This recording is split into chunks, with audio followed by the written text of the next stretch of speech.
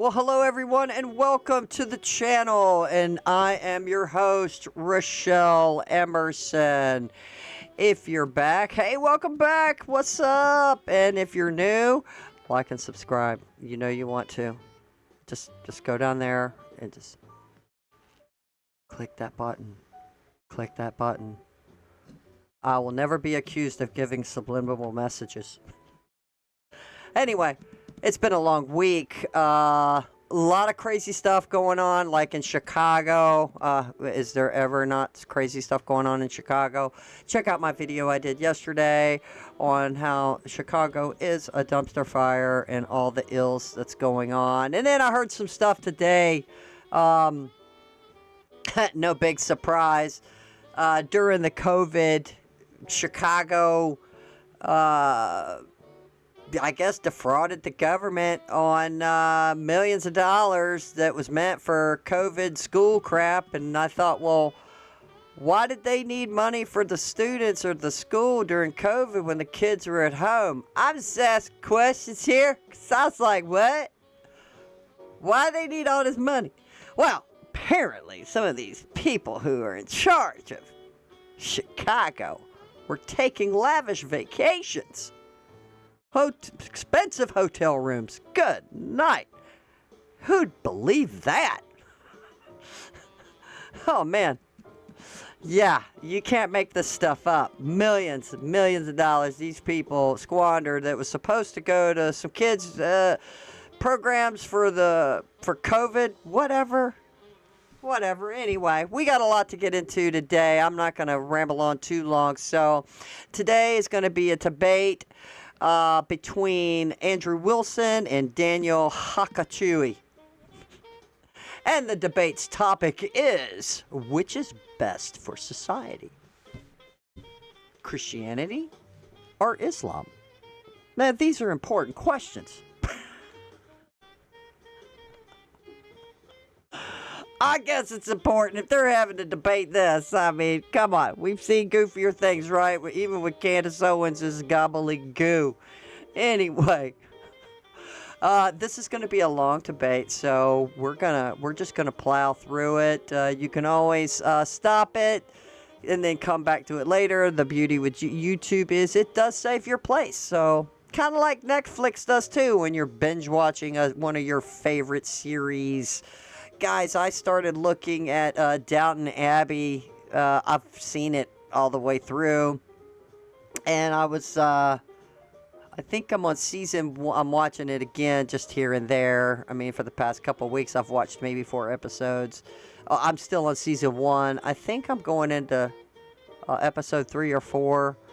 So at night, just to relax and watch some Downton Abbey. The acting is superb, and yeah, it's amazing. But here we go. We're gonna do this now. When Haqiqatjou is gonna start first, and I am going to, when he starts putting up his pinpoint presentations, because he's got them. I'm gonna bleep myself out of the screen so you guys can see all his dumbass pinpoint presentation. He does make some good points, I'll give him that. But, anyway, he doesn't make a compelling argument, but you decide listening to him. And then we'll get to the juice. The juice! I'm going to start calling him Andrew the Juice Wilson with the smackdown. And so here we go. Let's have some fun.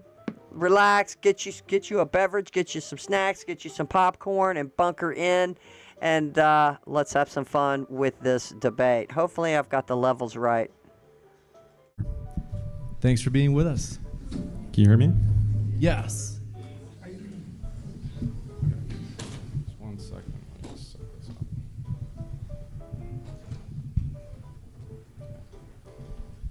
Bismillah, alhamdulillah, wa salatu wa salam ala rasulillah. Just a quick note. I want this to be a civil debate because right now there's a massive Zionist campaign to generate as much hostility between Muslims and Christians as possible. If I can say something nice about Andrew, I respect him for not being a shill for Israel. I think we can be civil, but also very critical of each other's religions without it turning vicious. The only one That seems like a theming point lately, the last several weeks, or if not the past month, of because even Andrew Wilson here, a lot of people are feeling like we shouldn't be supporting Israel at all, like stop sending them money. But no, we're still allies with them and we're still friends with them. But no, don't help them. Anyway, that's been the prevailing wind. You decide on what the government should do about that. But we should not let this split us at all. Conservative Christians, do not dive into that endless pit of a rabbit hole. There you go. who benefit from a Muslim-Christian civil war right now is Israel, which is stoking hate so that they can continue their genocide of both Muslim and Christian Palestinians while they bleed America dry. Let's keep that larger context in mind. So the first slide, which is best for society, Islam or Christianity? We've got a Chattanooga tradition that's fun. Kick off Thanksgiving Day. Next slide. Right, the there answer you go. depends on which standard we use to judge, traditional or secular liberal values. Traditional values include belief in God, prayer, marriage and gender roles, opposition to degeneracy, and commitment to nation and shared culture. Secular liberal values include individual freedom, gender equality, sexual autonomy, scientific progress, and economic advancement. If we judge by traditional values, Islam beats Christianity hands down. If we judge by secular liberal values, Christianity comes out on top. The reason for this is that Christianity, since the Enlightenment, has been reformed and adopted liberal values while eroding traditional ones. This is because Christianity is more open to evolving in a way that Islam isn't. My opponent, Andrew Wilson, claims to be a traditional Christian, but we'll see if he'll debate like a traditional Christian or like a blue-haired libtard. If he debates as a traditional Christian, he should defend Christianity. He should defend Christianity as understood before modern liberal reforms. For example, even though he's Orthodox, I doubt he'll defend Byzantine Orthodox norms, such as theocratic monarchy, the monarch's authority to define church doctrine, slavery, book bans and speech restrictions, death penalties for blasphemy, apostasy, and pagan worship, restrictions and bans on loaning money with interest, minimum marriage age of 12, bans on divorce, mandatory veiling of women with unveiled women labeled as prostitutes, lashes for fornicators, punishing married adulterers by cutting off noses or sewing them into sacks and burning them alive, execution for homosexual acts, limits on Jews through bans on Jewish proselytizing and building new synagogues. If we look at a timeline of Christianity, for 1700 years, Christianity upheld its pre-modern norms of slavery, female subordination, monarchy, punishments for blasphemy, executions for adultery. After the Enlightenment, Christians began reforming their religion to match secular values, and that liberalizing process continues today with the acceptance of homosexuality, LGBT rights, and modern feminism. Even though he's a conservative, Andrew already accepts huge chunks of this liberal reform. He's fine with abolishing slavery, rejecting monarchy, ending blasphemy, and adultery punishments. His conservatism simply draws an arbitrary line at a later stage, roughly 1950s America. But libtard progressives follow that same reform trajectory. Libtard. Just a few stages or steps further. Andrew isn't defending traditional Christianity, he's defending his preferred arbitrary stopping point on a progressive path he already agrees with. In other words, the difference between him and the libtards is quantitative, not qualitative. Just a dispute over where to halt the same ongoing cucking to secular liberalism. So Andrew's conservatism is not principled, it's arbitrary.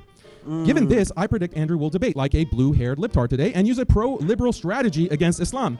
Because again, Christianity can't beat Islam on traditional values for the simple reason that Islam isn't amenable to reform the way Christianity is.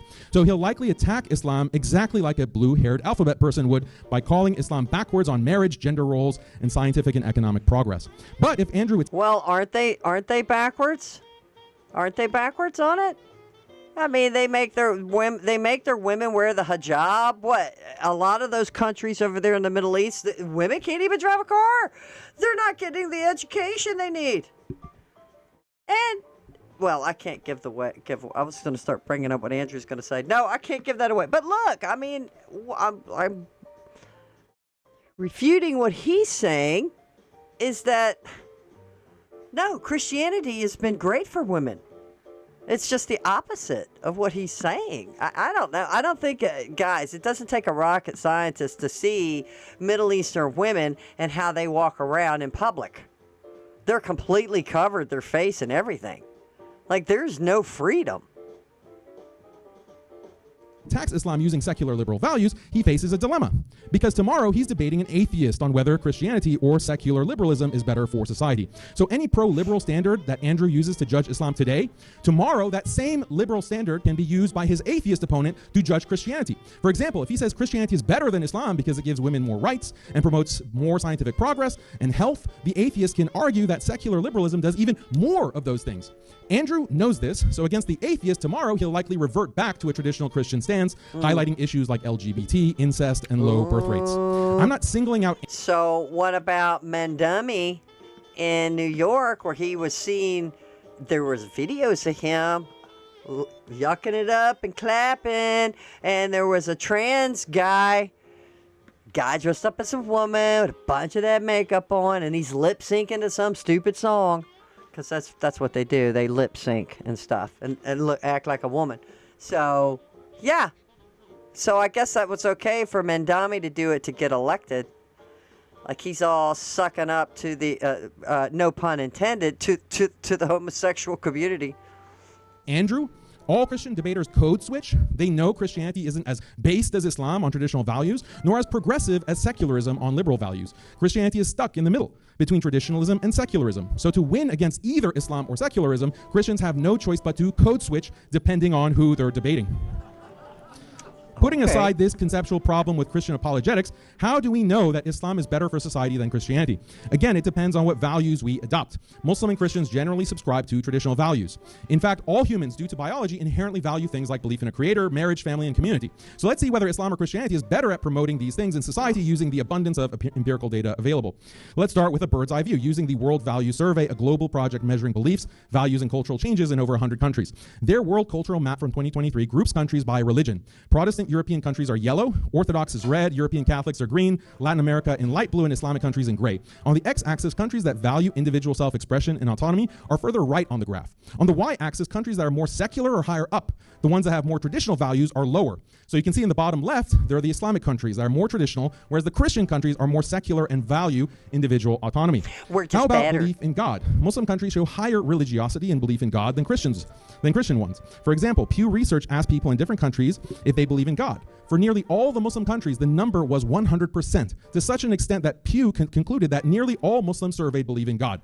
Another Pew dataset shows Muslim countries, Bangladesh, Indonesia, Malaysia, at the top of global belief rankings, while Christian countries are split with Kenya, Ghana, and the Philippines high, but the US, Spain, and France low. What about religiosity? On this map, all Muslim countries are dark purple, showing the largest share of religious followers.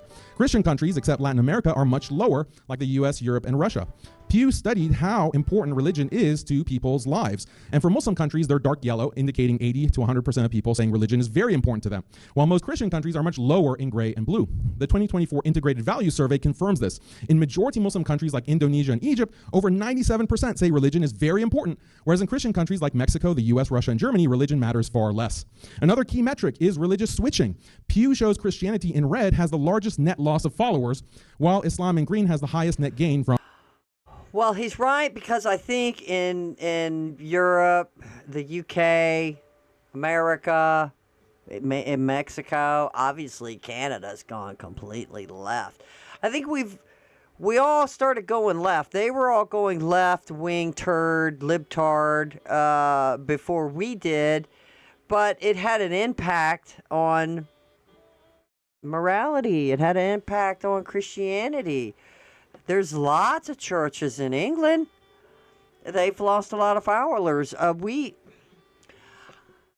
We've had a great revival, and it was sad that it had to happen after Charlie Kirk's death, though. But he does make a point, and we could be in danger. We got to keep pushing out the message of Jesus Christ. That's the point I wanted to make, and not let Islam take over. Let's go. From conversions. I think you're pretty behind on the slides. So tasty, Oops. it could make Poseidon. Yeah, there it is. Okay. Now let's look at family and gender roles. Muslim societies have higher rates of marriage than Christian societies. Notice how the percentage of married individuals of both Muslim women and men, indicated by the red and blue arrows, is higher than Christians, since Christians are more likely to delay or forego marriage. We can also look at divorce laws. Christian countries mostly allow no-fault divorce, while Muslim countries often have fault-based divorce or other limitations on women. When it comes to fertility, Pew Research shows that Muslims are at 2.9 globally, whereas Christians are at 2.6. And even when you break it down by region, Muslims in Europe, the Asia Pacific, Pacific and Sub-Saharan Africa have more children than their Christian counterparts. Muslims also have the largest families by household size. He's right about this, guys. He's right about this. We're not having kids. We're not having kids. A lot of the Western societies are not. And then they're flooding us in. And they're breeding. They're going to breed us out. I've been hearing a lot of talk about it, seen a lot of other stats on it. He is right about this, about the Muslims staying in marriages and having children. Still doesn't mean that they're the best religion. Here we go. At 6.4 members per household compared to 4.5 for Christians. Due to both higher birth rate and higher net conversions, Islam is the fastest growing religion projected to meet and exceed the Christian population in 25 to 50 years. How about sexual behaviors? Research in American Sociological Review show Muslims, due to religious conviction, are less likely to have premarital or extramarital sex than Christians. Some Christians might claim this is only due to self-reporting bias. You guys need to be afraid. I mean, in 50 years, I'm not going to be here. Our kids and their grandkids are going to have to deal with this. Look at Dearborn, Michigan. They're completely taking over.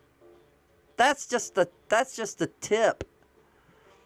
His stats are pretty accurate on the births. Them have repopulating inside different countries. I think Germany and maybe France have had enough, and they're trying to get a lot of them out. Look, I know it's a hard pill to swallow, but maybe they need to go. We need to deport them all. I don't know what else to say. If we want to protect Americans, true Americans, instead of being overtaken by a foreign invader who bred us out, just like that king said in Braveheart, we can't beat them, can't kick them out of Scotland. We'll breed them out. And yep, that's what's happening, people. That is what's happening. You decide. You tell me. I mean, what do you do if you're in danger? And I think we are. We're endangering our own grandchildren. Because Muslims are less likely to admit to engaging in these behaviors, but we can account for this by benchmarking against other variables, like medical abortions and death rate from HIV/AIDS, which directly correlate with extramarital sex. Data shows abortion rates are highest in Christian regions, and death from AIDS are highest in Christian countries in Africa, Russia, and Latin America, but lowest in North Africa, the Middle East, and other Muslim regions. Regarding acceptance of homosexuality, Pew shows Christian countries are far more accepting, even after controlling for economic factors.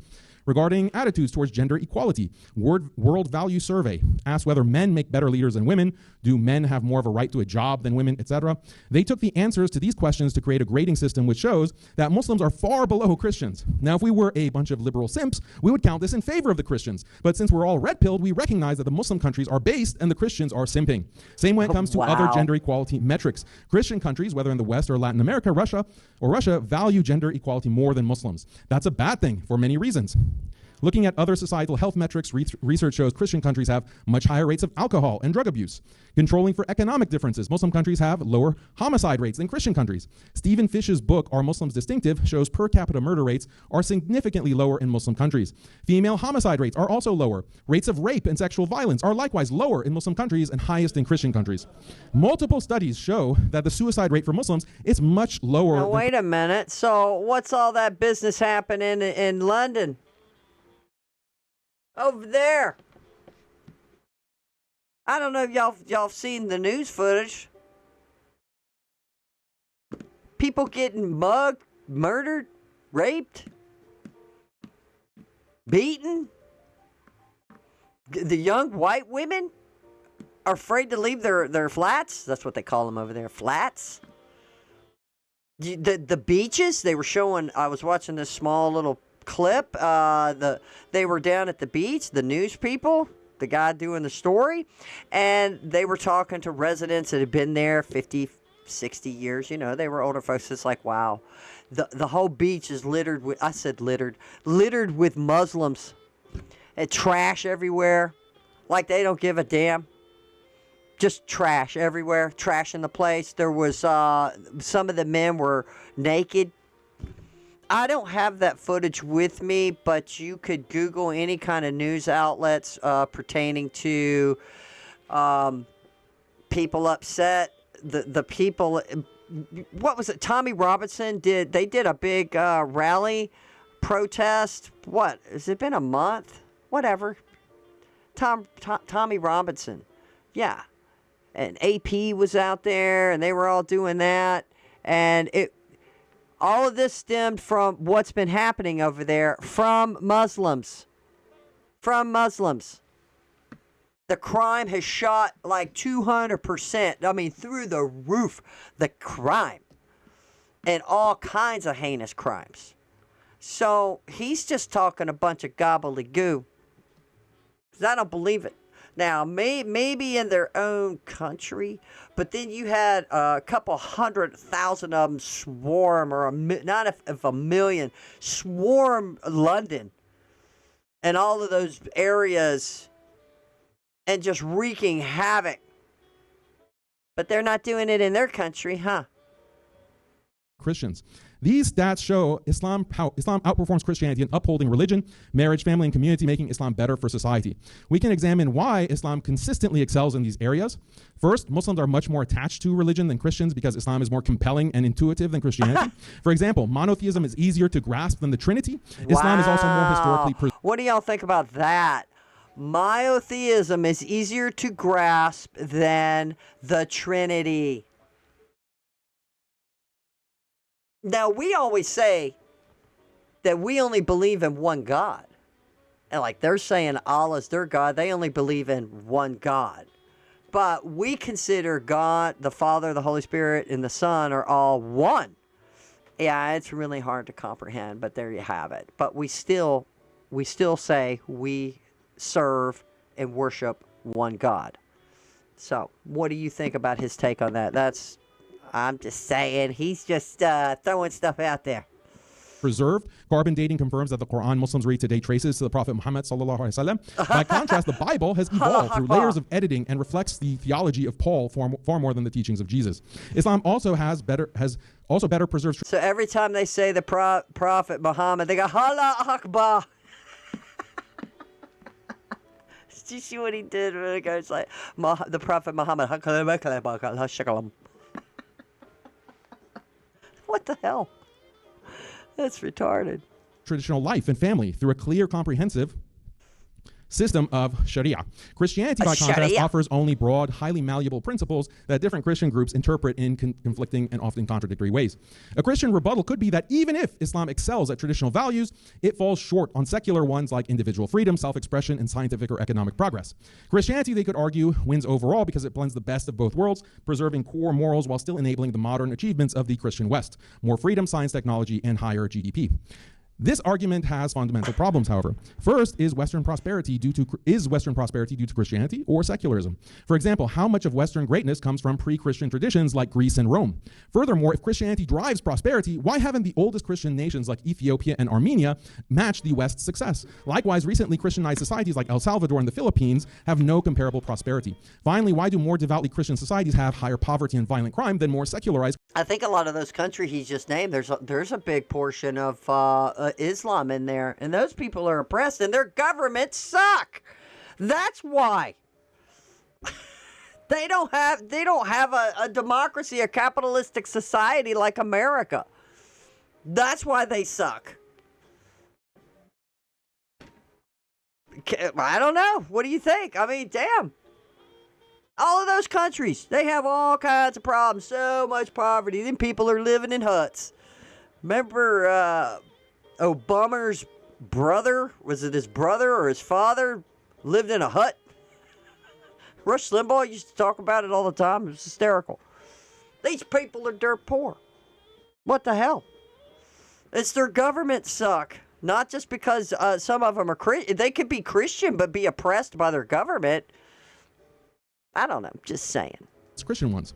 Therefore, it's far from clear that Christianity is the secret sauce to scientific and economic progress. But there's a deeper problem. It is. Mixing traditional and secular values never works. It's like mixing paint and paint thinner. Whenever societies try to combine traditional and secular values, I agree with him with that. You can't mix the two. I agree with him. traditional values get abandoned. This is actually what has happened in the West, which was deeply Christian 200 years ago. Oh, and it was deeply McDummy when he was on the stump running for mayor. Now, we all know he's been elected, but looky here.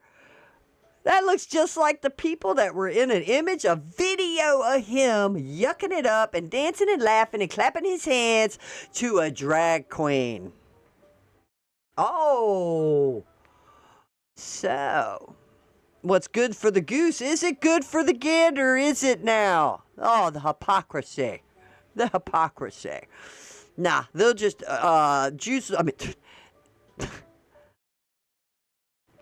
Islam will blame it on the Jews. And then they'll cozy up to these type of people. And then once they're elected and get what they want, boom. We oppose that. We oppose that. But now has become the center of atheism and secular decay. This didn't happen overnight. This happened because Christians 150 years ago. Secular decay. So he is condemning this type of behavior. Where were they when McDummy was over there running for mayor? He was in a gay church. He was in a church full of a bunch of gay people. There was a video I saw where some woman came in, and I swear I thought this was staged because it was just like, what? McDummy is in the front, like on the pulpit, and it's a whole room full of gay people, and they're in a church. I don't know if they were in a mosque. I don't know. They were all gathered. Right. And they're all supporting him because they're dumbasses. And this woman comes in, and she starts fussing at McDummy for being with them. And I'm like, this is a setup. It was just too weird. Right? There was something fishy about it. Just something fishy about it. Like what? Does he want to say, see? I am compassionate to the gays. See?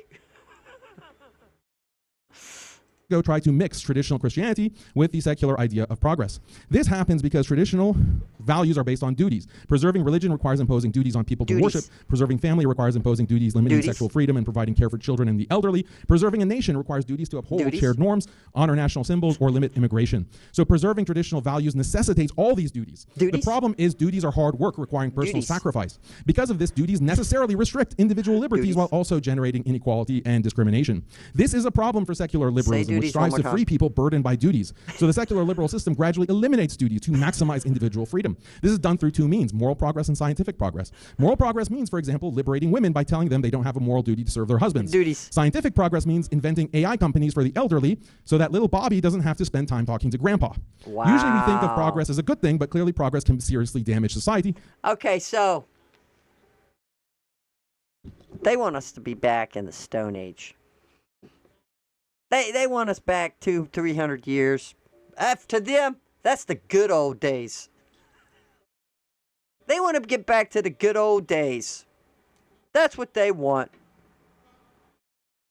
Because if you get rid of duties, this will weaken institutions of religion, family, and nation. The decay has been ongoing in the West since the 18th century, when liberal ideology kickstarted moral and scientific progress. Consequently, yes, the West has the highest GDP, but religion, family, and nation are weak, and people live as atomized individuals pursuing. I don't even know why he uses this picture, and I pretty much said the same thing in my last video, that this was like, what, Sally the Riveter? What was she called? I mean, this represented the country coming together as one because we were at war with Japan and Germany. It was a world war. All the men had to leave. I mean, how did we get the movie League of Her Own? I just thought that was stupid. We got that movie. A League of Their Own is what it was called. And it was during the World War II where all the men were gone, and they had this female baseball team, softball team. I think it was softball.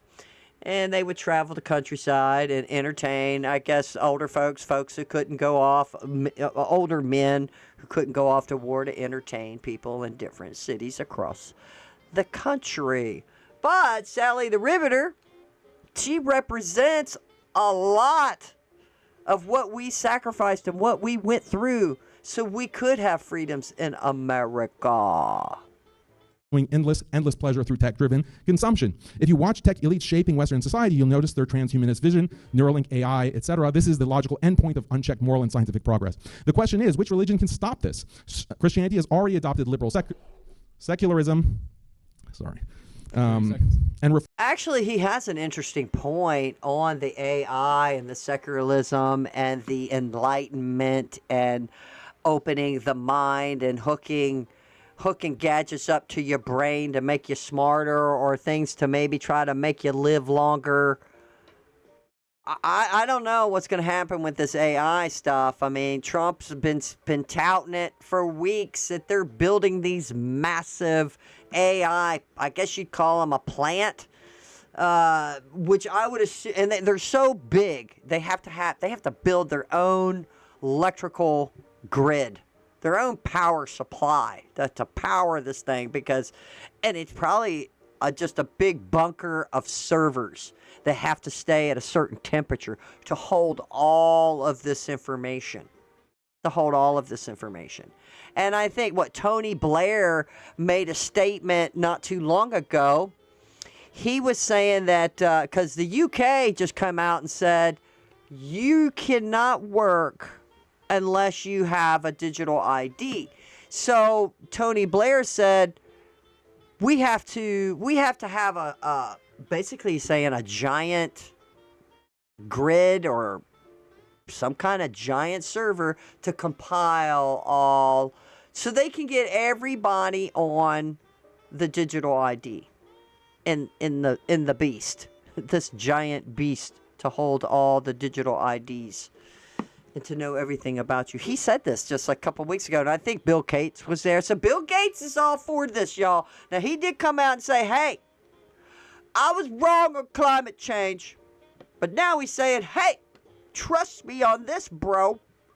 You need digital ID. You want that digital ID. Formed itself by those standards. Even the most conservative Christians like Andrew won't take the radical steps needed to turn back the clock 200 years and stop the inevitable transhumanist future. The most radical thing Andrew calls for is banning OnlyFans, maybe putting Christians in charge of America's government so that they can ban abortion, trans kids, and introduce public prayer. This won't slow down, let alone stop the freight train speeding humanity toward destruction.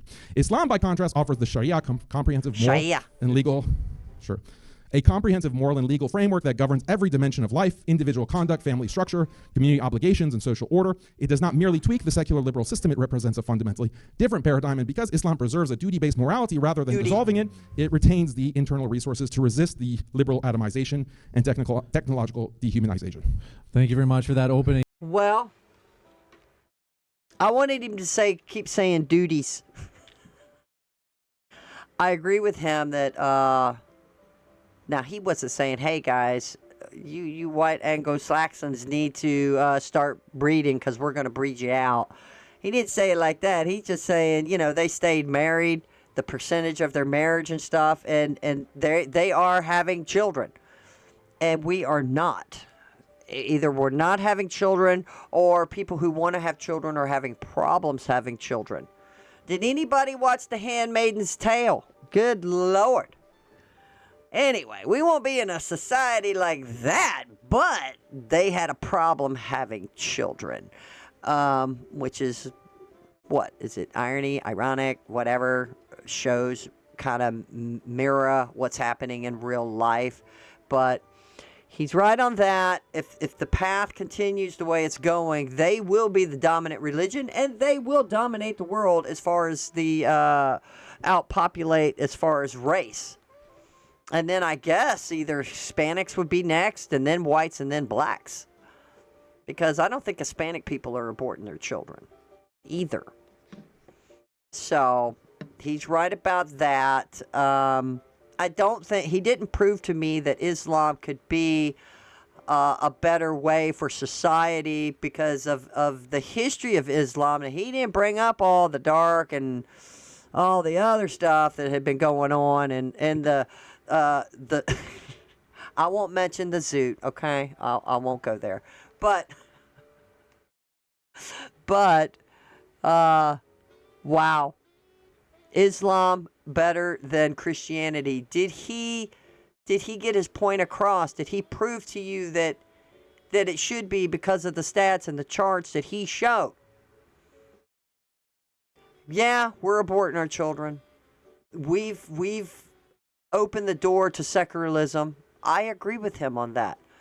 But we have a chance, guys. We have a chance to come back. We can't let them overtake us.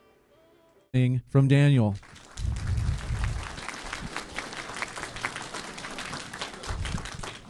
I've got the timer set for you, Andrew, on your first word. Good job, man.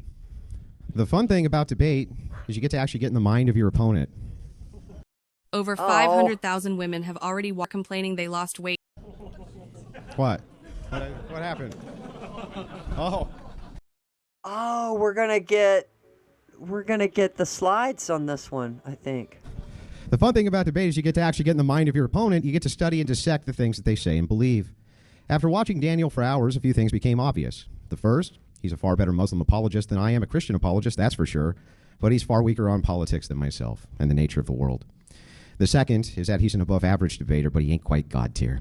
See, if I were Daniel and fighting from his worldview, I'd point out Christianity is fractured and weak, that Christianity is totally incapable of fighting back against the degeneracy of our time.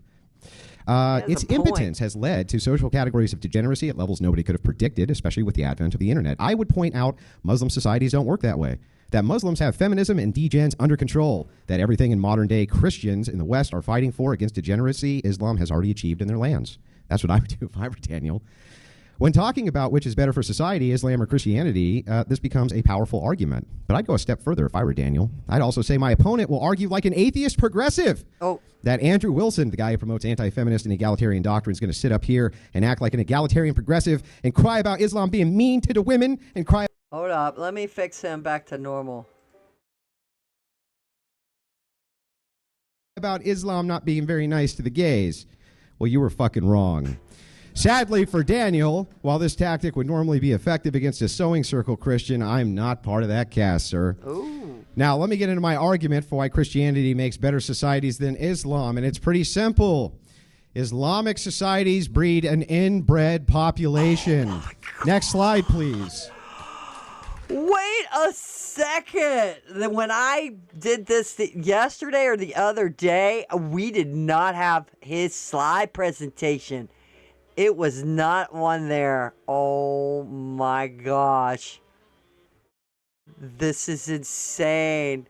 All right, I'm excited. Let's go. Muslim inbreeding has been occurring at a high rate for about 1,400 years since the early Islamic period, encompassing most of the land still occupied by Islam today. Holy smokes. It spread from the 8th to the 15th century, moved into Persia, North Africa, South Asia, where it remains and has created some of the dumbest fucking human beings on planet Earth. Oh my God. The most common type of inbreeding is first cousin marriage. The rates of first cousin marriage in comparison to Christian nations is staggeringly high, even in comparison to regions occupied by Arab Christians. When a nation has both Christians and Muslims, Muslims are often double or higher than Christians. Example, India, Lebanon. Next slide, please. Muslim inbreeding. Oh, sorry. My God. Sorry about that. Pakistan at 65%. 65%. Holy meaning... more likely than not, you're having sex with your cousin, and if you're not, you're the weird one. Oh. Okay? Holy. For the low IQ members of MDD, that means these people are more likely than not having sex with their aunts or uncles' children. Saudi Arabia, 50 to 58%, with an average 76 IQ. Who would have thunk it? UAE, 54%, 82 IQ. The crown jewel of the Arab world, you are more likely than not to be banging your first cousin. Iran, 40%. Wow.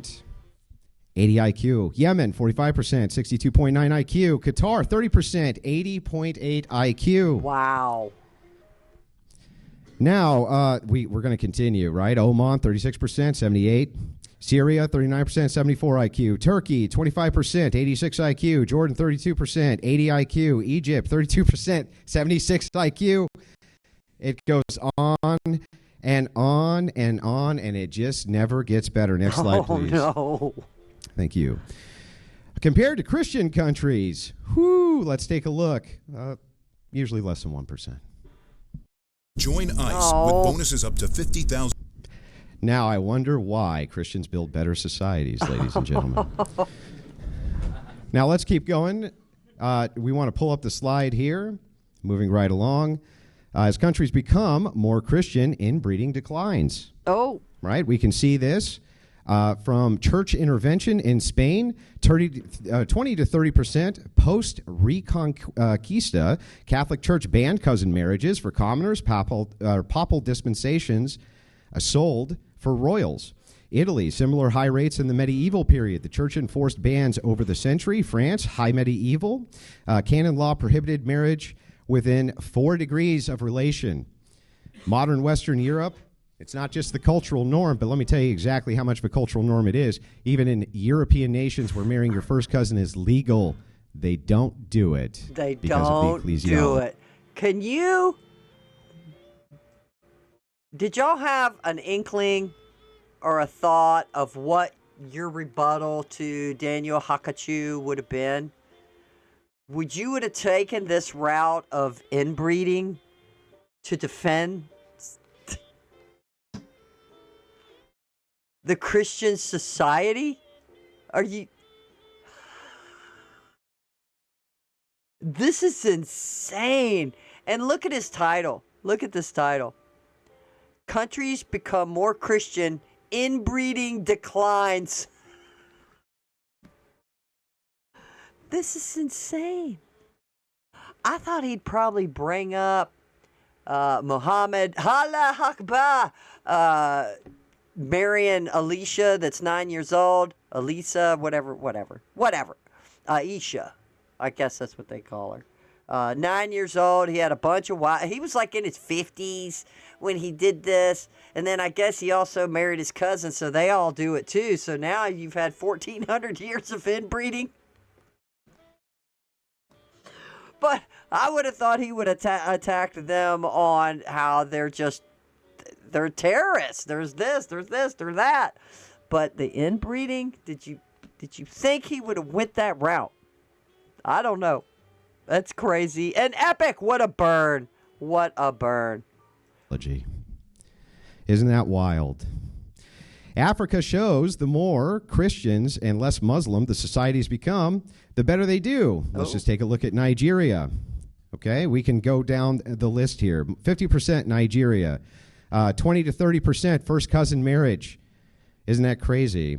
Now let's move right on down. You can see South Africa, Muslim 1.5%, very low on to negligible in the national prevalence of cousin fucking. Whew. You can look at the list. Oh, my God. It's pretty comprehensive. Oh, man. We can continue to go, right? The bottom 20 least productive sub-Saharan African countries. Wouldn't you know it? They're all Muslim. Oh. 99% Muslim in Somalia. Whew, very high. 60% first cousins. Anybody ever hear a joke about Somalian IQ? Oh, wow. Let's look over at Niger. 99% Muslim. 60% cousin marriage. Wow. First cousin marriage. Let's take a look at Muslims. When we're taking a look at Malil, it's a 90% population. High cousin marriage. In other words, everywhere Islam goes, the IQ goes like this because they all are fucking their cousins. Not joking. Oh, my God. Go over to the next slide, please. I want to show you this is a famous case. Man. These are called the rat people of Pakistan. It's a condition known as microphalics. I think I'm pronouncing that right. I have no idea. And it's caused by excessive inbreeding. When's the last time you went to a European country and saw that? You don't see it. Caused by excessive Now, hang inbreeding. on. Next slide, please. Oh, my God. Gifts for the outdoors and the As we continue, let's just take a look here at the casual link between cousin humping and low IQ. Basically, there's increased homozygosity, I think that's how it's pronounced, for deleterious recessive genes, and it is the strongest causal link for why the IQs are so low. Genetic risk. Inbreeding raises the chances of inheriting 2 copies of harmful recessive genes. Brain development impact. Harmful genes can impair neurodevelopment, reducing cognitive potential. IQ reduction evidence. First cousin offspring lose 3 to 4 points on average, and closer inbreeding can cause larger deficits. They've been at it for 1,400 years. Oh, man. Higher prevalence equals greater risk. Populations with widespread cousin marriage show more individuals with lower cognitive performance. Generational compounding over successful generations. Harmful genes accumulate. One of the big Muslim copes you'll hear from Daniel tonight. Well, it's only 1.5% for genetic problems for normal people who aren't having sex with their first cousin. Oh. Well, that's true. He says it only doubles to 3%. That's very low. No, it compounds. Oh. See, if you hump your first cousin and then those kids hump their first cousin and their kids are, Oh, my et cetera, God. et cetera, et cetera, down the line, guess what happens to your IQ? Guess what? You'll never guess. Going down. Anybody got a now. guess? It's going it goes down. The negative consequences of a low IQ. 80 IQ versus 100 IQ person. Income 50 to 70% lower. Welfare Damn. dependency 4 to 6 times higher. Literacy less than 10% at less than 85 IQ. Wow. Obesity up almost 2 times. Chronic disease up almost 2.5 times. Life expectancy less than 70 IQ. Or 75 IQ, down 5 to 10 years. Wow. Why? Because, well, you might just look down the barrel of that shotgun when you're cleaning it. Moving over, arrests and incarcerations 3 to 8 times higher. Violent offenses 4 to 6 times higher. Teen pregnancy 3 times higher. Child neglect and abuse 3 to 7 times higher. Intergenerational poverty 4 to 6 times. Almost every study available shows that IQ entering the low 80s, Muslim countries, affects nearly every aspect of life in a negative way. Economic prospects, criminality, mental, physical health, happiness metrics. There was one thing that Haqiqatjou didn't mention, or I should have mentioned it when he was talking about the marriages staying together. They have a higher percentage of that, which is true.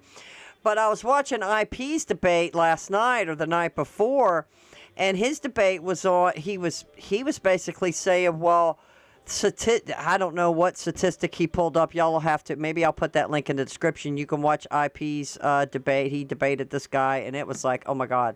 The other guy was just like an empty suit. All he was talking on feeling, and IP just had facts, and it was really good.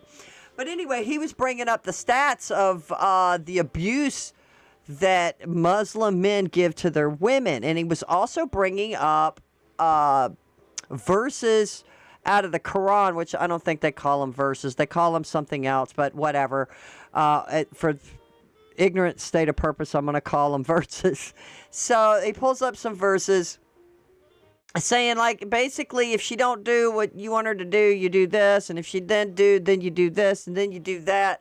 Like, it's insinuating that it was okay to beat your wife. And Andrew's not going to bring that up. He's sticking to his guns he went straight for the jugular vein. He's gone for inbreeding, and you're dumber than shit. But I just wanted to put that out there that they abuse their women. Obviously, they keep them covered. And both at the individual and societal level. In fact, study shows that when a country has a sub-90 IQ average, they find it difficult to have basic innovation. Wow. Infrastructure, professional class, and other basic needs of a functional society. Is that sounding familiar yet? Yes. Now, here's the thing that's interesting. Modern societies don't require everyone to be a genius. Just look at me. But they do rely on a distribution of abilities, and you can see their roles below. 70 to 85, basic job, practical skills, routine labor. That's Islam. Wow. That's almost every Islamic nation, ladies and gentlemen, 70 to 85. Sometimes up to 2 standard deviations lower. Whew. 85. And it is interesting he brought that up, too, because what did Haqiqatjou say? how they can just prosper and do all of this. But no, he was saying they want to go back, that we're afraid to go back in time, kind of, so to speak, is what he was saying, because they don't want innovation, probably because they can't. They want to go back to the horse, buggy, and carriage. They want you going down to the creek, and get you a bucket of water. Just say it. So it's kind of good that he brought that up, because I think it just stomps on what Haqiqatjou was saying earlier, if you can remember all that, or go back and watch it again. I think this is like my second or third time watching this, guys. And you're learning something every time you watch it. 5 to 100 would be skilled labor administrative support, 100 to 115 professional middle management, 115 to 130 engineers, scientists, doctors, specialized roles, the things they desperately need that they get from us. Yes. 130 plus innovation, leadership, high-level problem solving. Next slide, please. Inbreeding itself over generations causes massively compounds that lead to negative consequences. And you can see the risk curve there. You see how the genetic defects increase every single generation.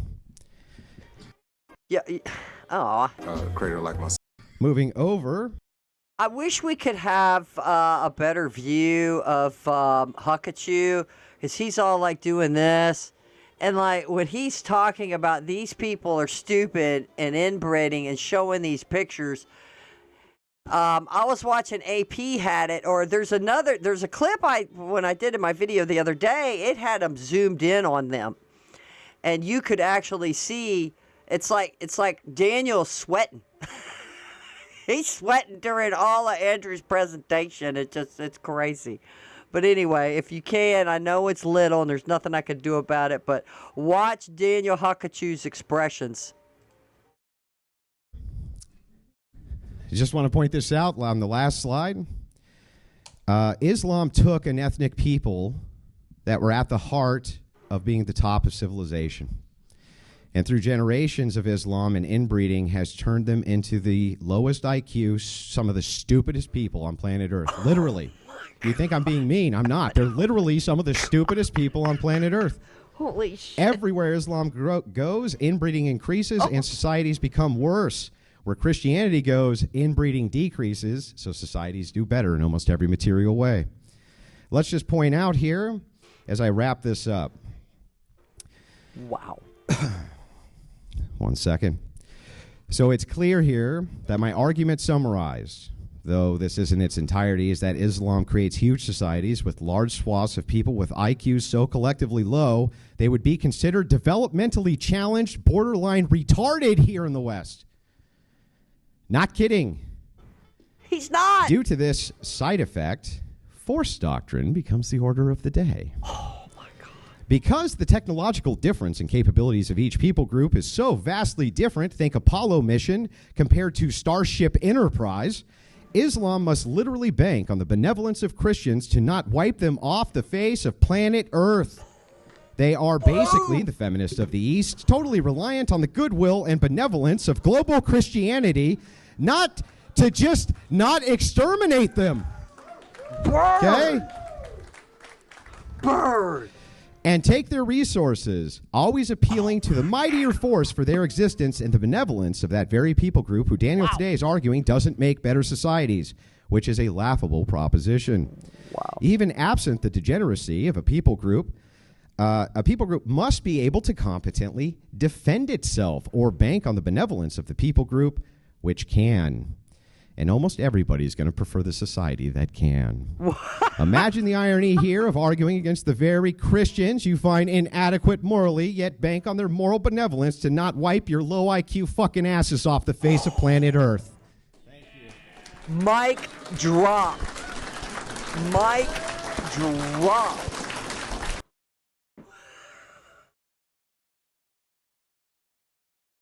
You need to check out more of Andrew Wilson.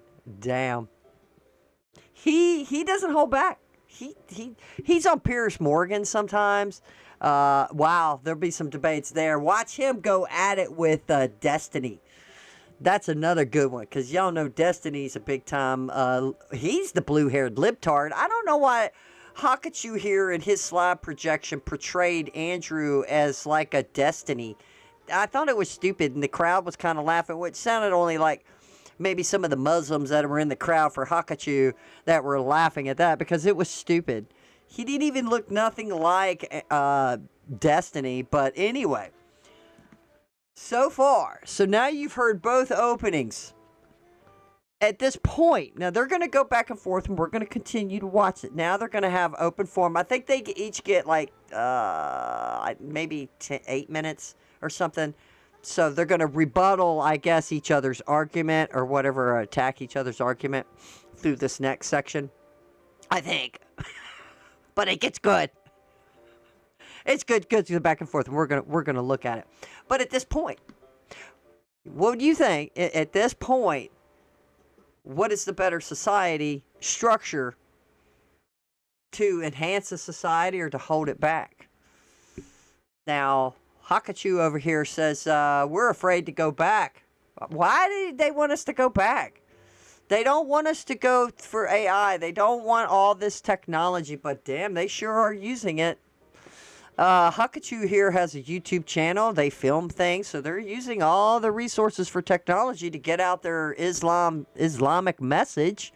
So they are utilizing the technology that they don't want us to use. Now, whenever we get technology, we all know it could be used for good or used for evil. And that's how it is. I hate to be the burden of bad news, but I don't know what's going to come down to the pike with AI, but apparently it's going to be a massive. But so those are Daniel's points. They're having their families stay together. They're having children. Christian societies are aborting their children. They embrace secularism, which I agree with him on all of that. That is happening. But it's still, to me, it doesn't make Islam the right choice. It just means that Christians have been asleep at the wheel. We got comfortable. Secularism creeped in the door. They snuck in. And the next thing you know, they were living in your house. They're living in our house. Thank God they're getting rid of the Department of Education. Because they have destroyed our education, and we allowed it. We need to get this back. And still, we are innovators. Excuse me. We are the innovators. So, do you think that how was Andrew's approach using that? Damn, that's like going straight for the jugular. Boom. Y'all are inbreeding and you're stupid. Here's the facts. All of y'all have low IQ in all these other countries. And even if you look at their countries, they haven't innovated shit. They rely on everybody else. That's probably why they were so quick to sign a peace treaty to Trump. Because we're like, well, we ain't going to send you shit. Because they rely on us to send them stuff. We help them and they need it. Most of those people over there don't want these stupid, whacked out extremists causing trouble for everybody because they want to stay in the backwood.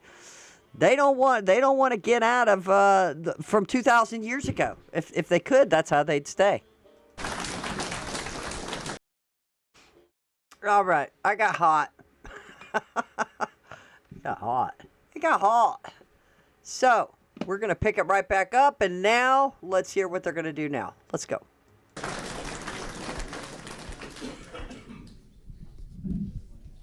Thank you very much for that opening as well. I wanted to take a moment to say thank you to our friends at Maine First Project. Thank you very much for that opening as well. I wanted to take a moment to say thank you to our friends at Maine First Project for sponsoring. It's such a quick little second, I can't get it precise. Sponsoring DebateCon 6, as they also believe in the values of free speech and fair debate. Maine First Project is fighting for conservatism in New England and beyond, so check out their link in the description box below. We are going to jump into the 5-minute rebuttals. Just a quick reminder, folks, please be sure your phones are on silent, and also please do refrain from recording or streaming any footage other than if it's TikTok length, that's fine. But We're going to kick it into 5-minute rebuttals. First with Daniel, the floor is all yours. So this falls exactly into what I predicted. You argued like a libtard. This falls into exactly what I predicted. You argued like a libtard. How? You're saying that success is on the basis of IQ. Well, Yes. how are you going to argue tomorrow when you debate with an atheist that Christian IQ is higher than secular atheist IQ? In fact, the atheist IQ is much higher than Christian IQ. So your entire standard for judging Islam applies just as much to Christianity. And tomorrow when you're debating the atheist, you'll have to concede that your Christian religion is associated or correlated with lower IQ. He's right. There are some atheists that are just really intelligent. But somebody said to me when I was bringing up Christopher Hitchens to one of my family members, sometimes I get on this kick where I want to listen to Christopher Hitchens talk. Yeah, I'm just nerdy like that. So he is really knowledgeable of religions around the world and stuff. If you ever listen to Christopher Hitchens, yes, he was a diehard atheist. And I don't know if he changed his tune on his deathbed because he had cancer and it slowly killed him, unfortunately. But he was really, really, really smart. But I said this to one of my family members, and he didn't know that. I don't think he knew Christopher was dead yet. I don't know. But I was saying, yeah, he's so smart. And I was listening to him, and he goes, well, he's not so smart, is he? Or what exactly comment did he make? But it was so funny because he was referring to his intelligence. He must not be that intelligent if he hasn't found Christ. Which, yes, I couldn't argue with that point, being a Christian myself. I could not argue with that point. I just said, wow, I still think he was smart. But yeah, he was kind of maybe a little misled in that area. But Haqiqatjou's right. There are some smart atheists. Therefore, atheism or secularism is better for society because it raises IQ. So that's one point. Point number 2, where in the Bible does it restrict cousin marriage? This, as you acknowledged, is a later papal decree. It was not a part of Jesus' teachings. Jesus didn't come out and say, hey, if you want to have a successful society. In the audience, I do want to ask you. So you're going to bring up, where does it say in the Bible you can't marry your cousin? Or you can marry your cousin? Bro, you have to dispute the fact that marrying your cousin, and you've done it for 1,400 years, has caused lower IQ with stats to prove it. But you have to bring up some stuff from the Bible. Well, the Old Testament, y'all were doing a lot of that intermarriage and all this kind of stuff. At some point in history, we probably saw, hey, this is a problem. We have to stop. We had to stop.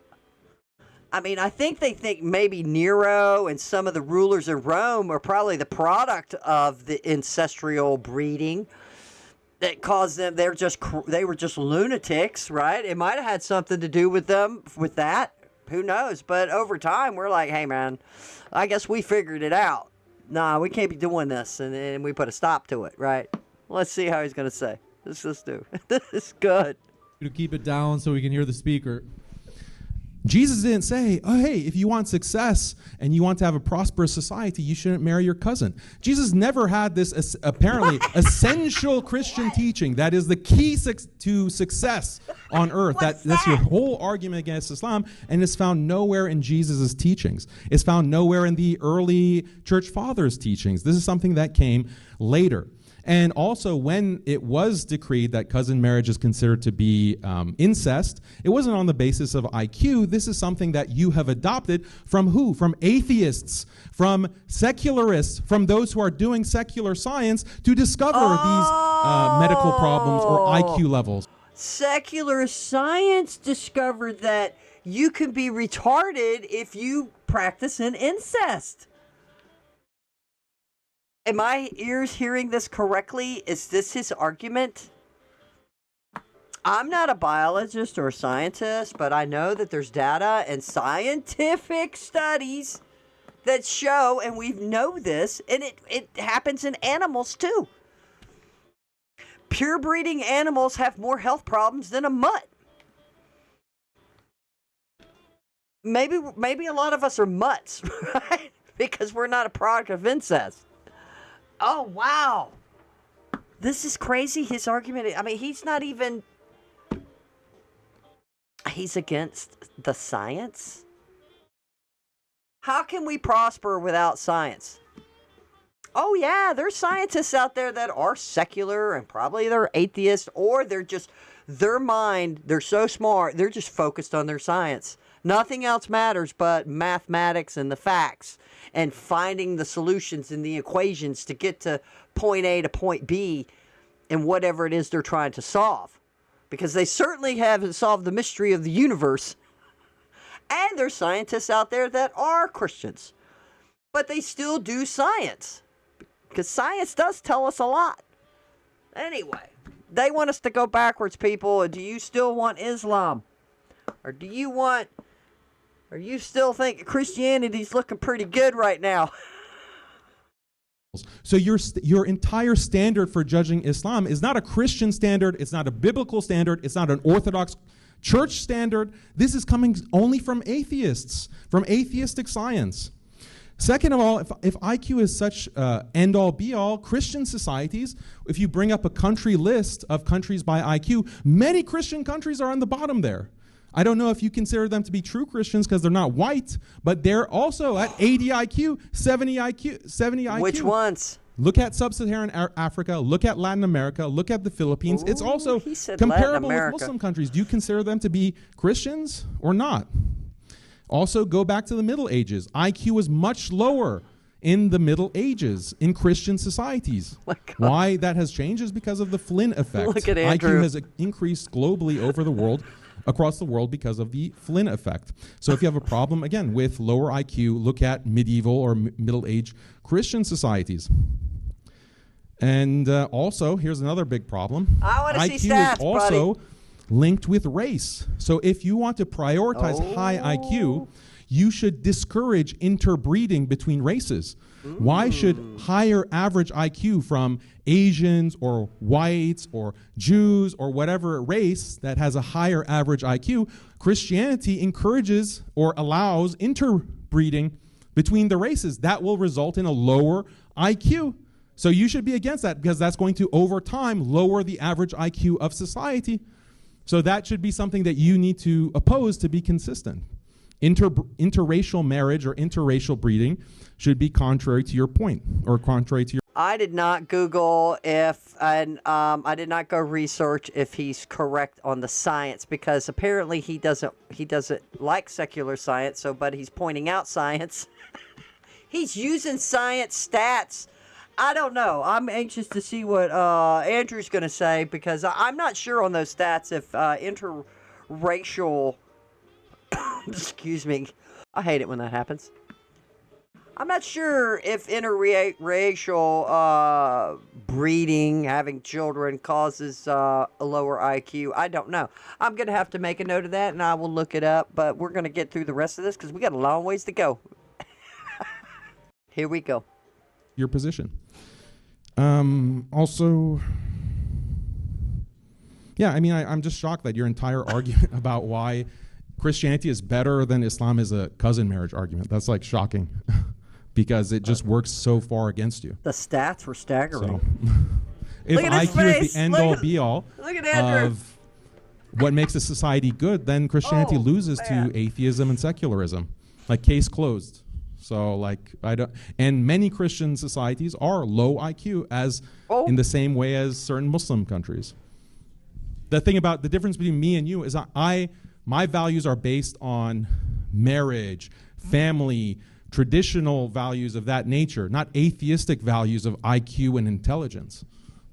We're going to jump into Andrew's rebuttal as well. The timer is set for you. 5 minutes, Andrew. So tasty, it could give Medusa a good hard value. Don't fuck your first cousin. Libtard. Let me just point out that Daniel Haqiqatjou didn't actually rebut any of my arguments. Not a single one. My argument was simple, and I'll repeat it here again. The argument is that your society has to rely on the benevolence of mind to exist because of your general IQ. You see, remember how I told you the 70 to 85 is basic jobs, practical skills, routine labor? That's most Muslim societies, sir. It doesn't matter if you point out two exceptions to the rule. Even in those societies in which Christians have a lower IQ, guess what you find? Their interbreeding rates are going down, and when you compare them to the same Arab population where they're inbreeding, that section of the population, the IQ is always lower. So what's my argument here? My argument is that Christian societies are better because they lower inbreeding, which collectively takes your IQ so far down the rabbit trail that you end up having to beg the higher IQ individuals for protection from them. You have to bank on their benevolence. Imagine this guy is banking on the benevolence of Christians who have a high enough IQ to basically eradicate all of the Middle East. There's nothing they can do about it. And they're banking on that benevolence while telling you all that you're immoral. You're immoral. This is not an atheist argument. Far and away. Well, the argument here is based around what it is that we're discussing. And what are we discussing? Which makes for better societies, right? Christianity or Islam? How can you claim you have better societies, sir, when half of your societies are so inbred, their IQs are like borderline retarded? How? How could this possibly be of benefit? And you know what they do when they go to other countries? They keep doing it. They keep doing it. Now he says, well, if you value IQ more than all other values, who said anything about that? The debate is not about that. It's about which makes for better societies. Now, which society would you rather live in? Would you rather live in a society of donkey pull cart?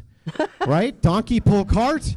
Because we're not smart enough to make car. We're not smart enough to even have infrastructure because we're at 70 IQ, 80 IQ, borderline retarded individuals. That's a society. Who's moving there? Who's moving? Nobody. They're all moving here. Why? Because they want the societies that Christians have. By the way, let me point a couple other things out. No, Christians are not stupid. Yes, their IQs are much higher, much, much higher. Even in non-white areas, they're much higher, sir, because they don't inbreed. And it's very frowned upon. Go figure. And interestingly enough, let me just point this out, that Christians have a much smarter enemy. Much smarter enemy. You're right, they do have a high IQ. You need high IQ people to combat that with these values. Islam can make no inroads. They don't have the technology. They can't mount an invasion. They can't even make a fucking power plant.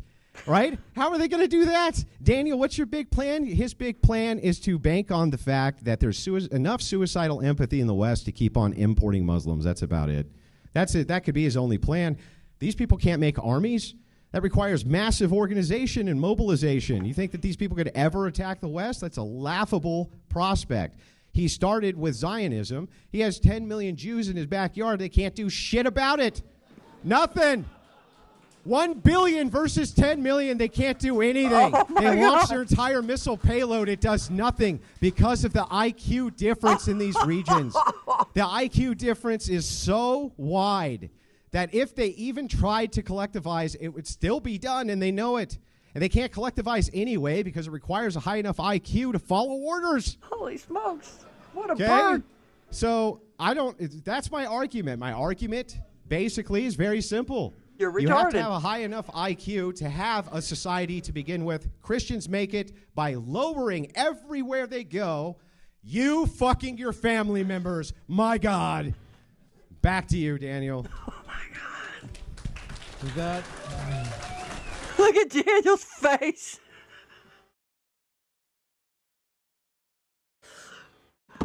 Man, I bet Andrew just had a hoot and a nanny. Hoot and nanny.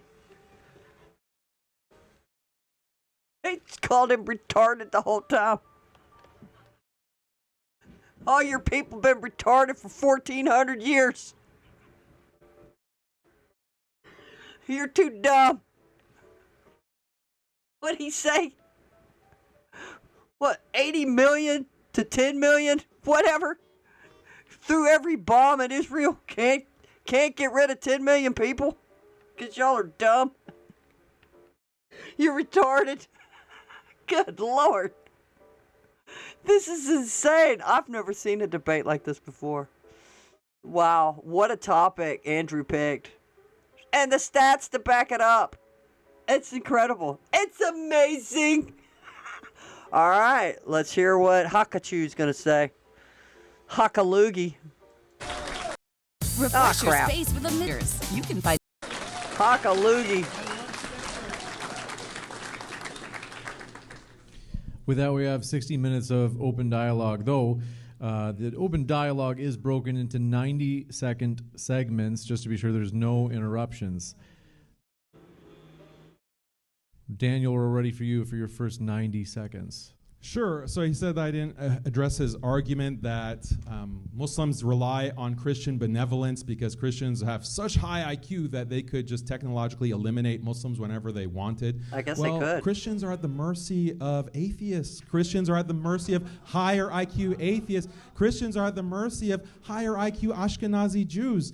Christians are at the mercy of China and Asia. If you want to make a might makes right argument, then we're in the same boat, buddy. Muslims and Christians are closer together in the same boat compared to these other groups. So this is a self-defeating argument. Also, AI. AI is going to eliminate this so-called advantage of IQ. AI is making it irrelevant. I don't know why you're laughing. AI is going to eliminate a biological IQ difference between different races, between different religions, between different countries. So that's a big problem for this kind of IQ argument. You're talking about people moving to the higher IQ West. Well, you have Christians from Latin America migrating en masse in the millions, 10 million over the past 5 years, coming into the United States. They're coming from Christian countries to the U.S. So you think that they're coming because it's a Christian country, or is it because of economic opportunity? And many people actually prefer to live in these countries. You have people in the... I think that's what makes it an economic way to come. It's because we're a Christian society and we have a constitution. We are endowed by our Creator. U.S. being passport pros and living in South America because they're tired of this shithole United States, unfortunately, what it's become, despite the high IQ. 90 seconds. Why is that, Andrew? Explain it. We'll switch over to Andrew. I want to remind you folks, please do self-regulate so that we don't have difficulty hearing the speaker. With that, Andrew, the floor is yours. Oh, sure. Yeah, you can make that argument. There are some high IQ Christian nations that move to even higher IQ Christian nations, but none of them move to Muslim nations. You're not getting anybody to move over there, Daniel, because you don't have civilizations. Holy crap. You can't create civilizations. He says AI is going to come along and solve it all. You got to be smart enough to use the AI, Daniel. You have to be smart enough to use the AI. Remember, 70 to 85. That's your societies. Oh. 70 to 85. Basic jobs, practical skill, routine labor. Doesn't sound like a bunch of automation, robot building, AI savvy individuals to me, Daniel. He points out the ideas of IQ. Remember, we have to have a basic minimum for civilization, about 98 to 100 to 115. They don't have it. That's the distinction in our civilizations.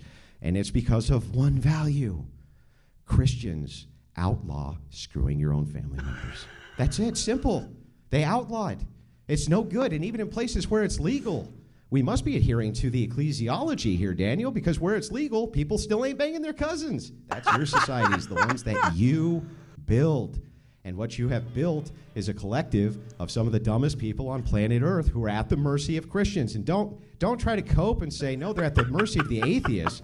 Give me a break. It's unbelievable. Everybody is at the mercy right now of Western nations and Western Christians, which are in them. And that includes Eastern Europe, by the way.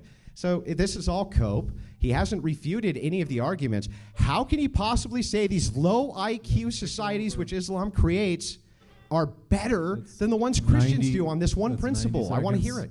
Go ahead, Daniel. Rio's Black Friday is here, and the best deals are on Rio.com. So you I gotta get premium. Know how AI works to be able to operate it. That's why it's a evening of the playing field. I don't know if anyone here has used AI, but you don't actually need to know how to program AI to be able to use it. This is something that is very obvious, how AI is going to make IQ differences really irrelevant in the future, and this is what all of the futurists are saying.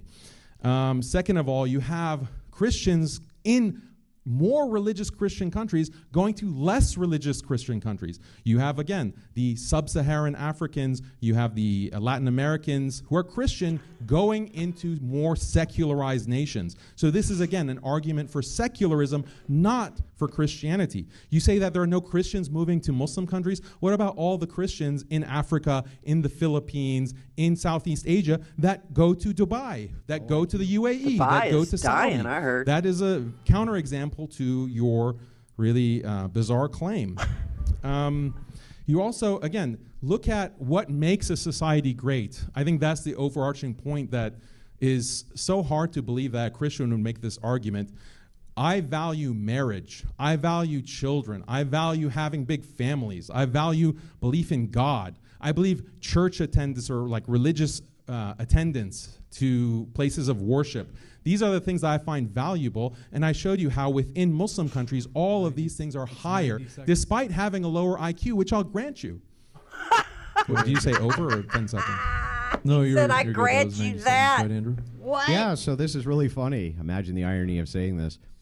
Well, Christians are moving to more secular countries. So are Muslims. Well, what are you talking about? The mass migration. No one's bitching about the mass migration of the Christians right now, are they, to Christian nations? They're bitching about it the other way around. Yeah. Really interesting, too. point. He still hasn't refuted the argument. Notice he does everything we get in the He says, we really value marriage to our first cousins. To our first cousins, we think it's great. It's fantastic. We really value it. It's like, no, that's not a value of mine, sir, and I don't think that that's secular to say. It's not a value of Christians. Do not want to have sex with their family members. And by the way, can you please explain, even though I've asked you many times, how it could be possible, sir, that you create better societies than Christians where everywhere Christians go based on their ecclesiology, their ecclesiastic authority, and the fact that they're Christians, inbreeding goes down, making sure that the IQ at least sits somewhere around can function. Can you please, for the love of all that is good, I don't even care if you Google it at this point, just contend with the argument. How are you making a better society with inbreeding and your Muslim values, which over 1,400 years have produced the dumbest societies on planet Earth? Wait, let me ask the audience a question here. Burn. Sorry. Let me ask the audience a question. Appeal to the audience. Are there electric cars being developed in Latin America? Are there new AI technologies being developed in Brazil and Argentina? Are they being developed in sub-Saharan Africa, these Christian countries? Because they don't have cousin marriage, do they, Andrew? So why aren't they developing all of these technologies, these amazing technologies, AI, nuclear weapons, fighter jets? I didn't see Brazil or Honduras producing any fighter jets, Andrew. Is it because they don't have cousin marriage? Why? They should be having this brain-blasting IQ in all these Christian countries. Why is that not the case? If Christianity is the secret sauce, Andrew, then tell me why these countries don't have those technologies. Explain it. Because the reason, I'll give you a spoiler alert, because it's not Christianity. It's not Christianity and cousin marriage that causes this discrepancy. And if you're so high IQ in the United States, how are you not able to figure out birth rate, fertility rate? Why are these countries going extinct? Why is Europe going extinct? We already figured it out. We know. These Christian countries in Europe the population is on a nosedive despite the high IQ. They can't even figure out how to reproduce at replacement levels. Gee, I guess IQ leads to extinction because it's correlated. I think it's been indoctrination for decades, and it's happened all over the planet simultaneously. Okay, let's get Tucker Carlson and Candace Owens on the case because they're all about some conspiracy theory. All seriousness to the side. This has been going on systematically in America and all around the world pretty much simultaneously. Now, some of these other countries went left on and went plaid. It took us a little longer to go left and then woke up right when Biden and Harris got elected. But we had already opened that door for women to not be barefoot and pregnant in the kitchen and instilled into them in the schools because of the Board of Education started in 1979. And what did they start telling our little girls? No, you can go get a career. It's all about you. Think of yourself. So they've been told this lie. Because look, it would have been better for men and women to get together early, have a few children, and then once the kids were pretty grown, she's like still 40 years old. She could go to school, go get a good degree, and do stuff after she's done it. Now, when they put the cart before the horse, so now you went and got your career, and now you're sitting at 35, and nobody wants to marry you, and you don't have any children. This is what's happening all over the world with women. And because of the women's lib, men have just turned away. A lot of them have been going overseas and getting wives and bringing them back. I don't even know. I don't even know how to respond to all of this, but other than to say that he has a point. We let secularism they snuck in the door, and then they stayed in our house, and we ain't been able to kick them out. There needs to be an incentive program for parents to have children. I don't know if it was I don't know what country it was, but they did try to start a program to incentivize young people to get married and have children. I think they were subsidizing them with money. I don't know how far we can go with that, but I think we need to start with education and encouraging wholesome family values and get rid of this secularism viewpoint. And thank God the Department of Education is almost done with. Let's go. Right? The higher IQ you have, the lower the fertility rate. So it seems like the more Christianity you have, the more chances you have of going extinct, Andrew. Explain that for us. He's got a point. Well, if that were the case, you're in big trouble. Because if it's the case that your IQ stays the same and then collectively secularist IQ goes up, what's to stop them from wiping all of you out and you can't do anything about it? Your argument, unfortunately, destroys you. When you say, well, wait a second, what about these South American nations, right? Yes, they're way more advanced than your nations. Way more. Not even in the same universe more advanced than your nations. Yes. The truth of the matter is that the reason Islam creates worse societies, we can bicker about theology, right? Hey, I'm sure Daniel could probably get me on some points there, but you can't bicker on the facts. And he hasn't contended with the argument still. He's asked me a bunch of questions. Did you actually hear an argument, anybody? Because there isn't an argument. The reason Islam makes worse societies is because they have a doctrine for cousin marriage. Now, notice Daniel didn't say, no, you can't fuck your first cousin and marry her. No. He didn't say that. Because he probably believes that you should. He probably believes it's fine. He probably believes something about like it protects inheritance or something like this, right? The thing is, though, is like, can we please get an argument for how a society that doesn't at least have 100 IQ so we can have middle management isn't better than, well, donkey pull cart? That's what I want to know. And please, for the love of God, sir, when you say it's not because of Christianity, the entire historical record disagrees with you. When pagans were at 20 to 30%, guess what? It was Christians who brought that down. And by the way, in all of the Muslim shared nations with Christians and Muslims, they're always lower IQ than the Christians because they fuck their cousins. In time. We'll go over to Daniel, 90 seconds as well. Oh, man. That's your boy? Yeah, I can't wait to get there, man. To own a home here. I need Again, premium. Throughout Christian history, you had sub 100 IQ. Throughout Christian history. It's only because of the Flynn effect in recent centuries that you have this change. So all of the criticisms that you're applying to Islam apply to your past civilization. How did you have a Christian civilization with sub 100 IQ, Andrew? Was the Byzantine Empire a S-hole? They had sub 100 IQ. How did they have a civilization without having positive 100 IQ? You can't explain that. You can have a beautiful, expansive civilization and empire with sub 100 IQ because there's other values that are significant to human existence. Values like marriage, family, God, worshiping God. You don't need marrying to be your cousin. a positive 100 IQ genius to be able to love and be devoted to God. I think that is actually more of the Christian message than this kind of IQ chauvinism that you're presenting. This doesn't seem Christian at all. IQ chauvinism. This really doesn't seem Christian. You keep talking about like donkeys pulling carts. Go to the Philippines, bro. They're Christians. Go to the Philippines. Go to some of these African countries. Go to Botswana, Christian country. They have donkeys pulling. So they're apparently their poor. Christianity and their lack of cousin marriage is not helping them. So this is a really bizarre argument, and all of you can laugh and chuckle it and laugh it up, but it doesn't change how stupid this argument is.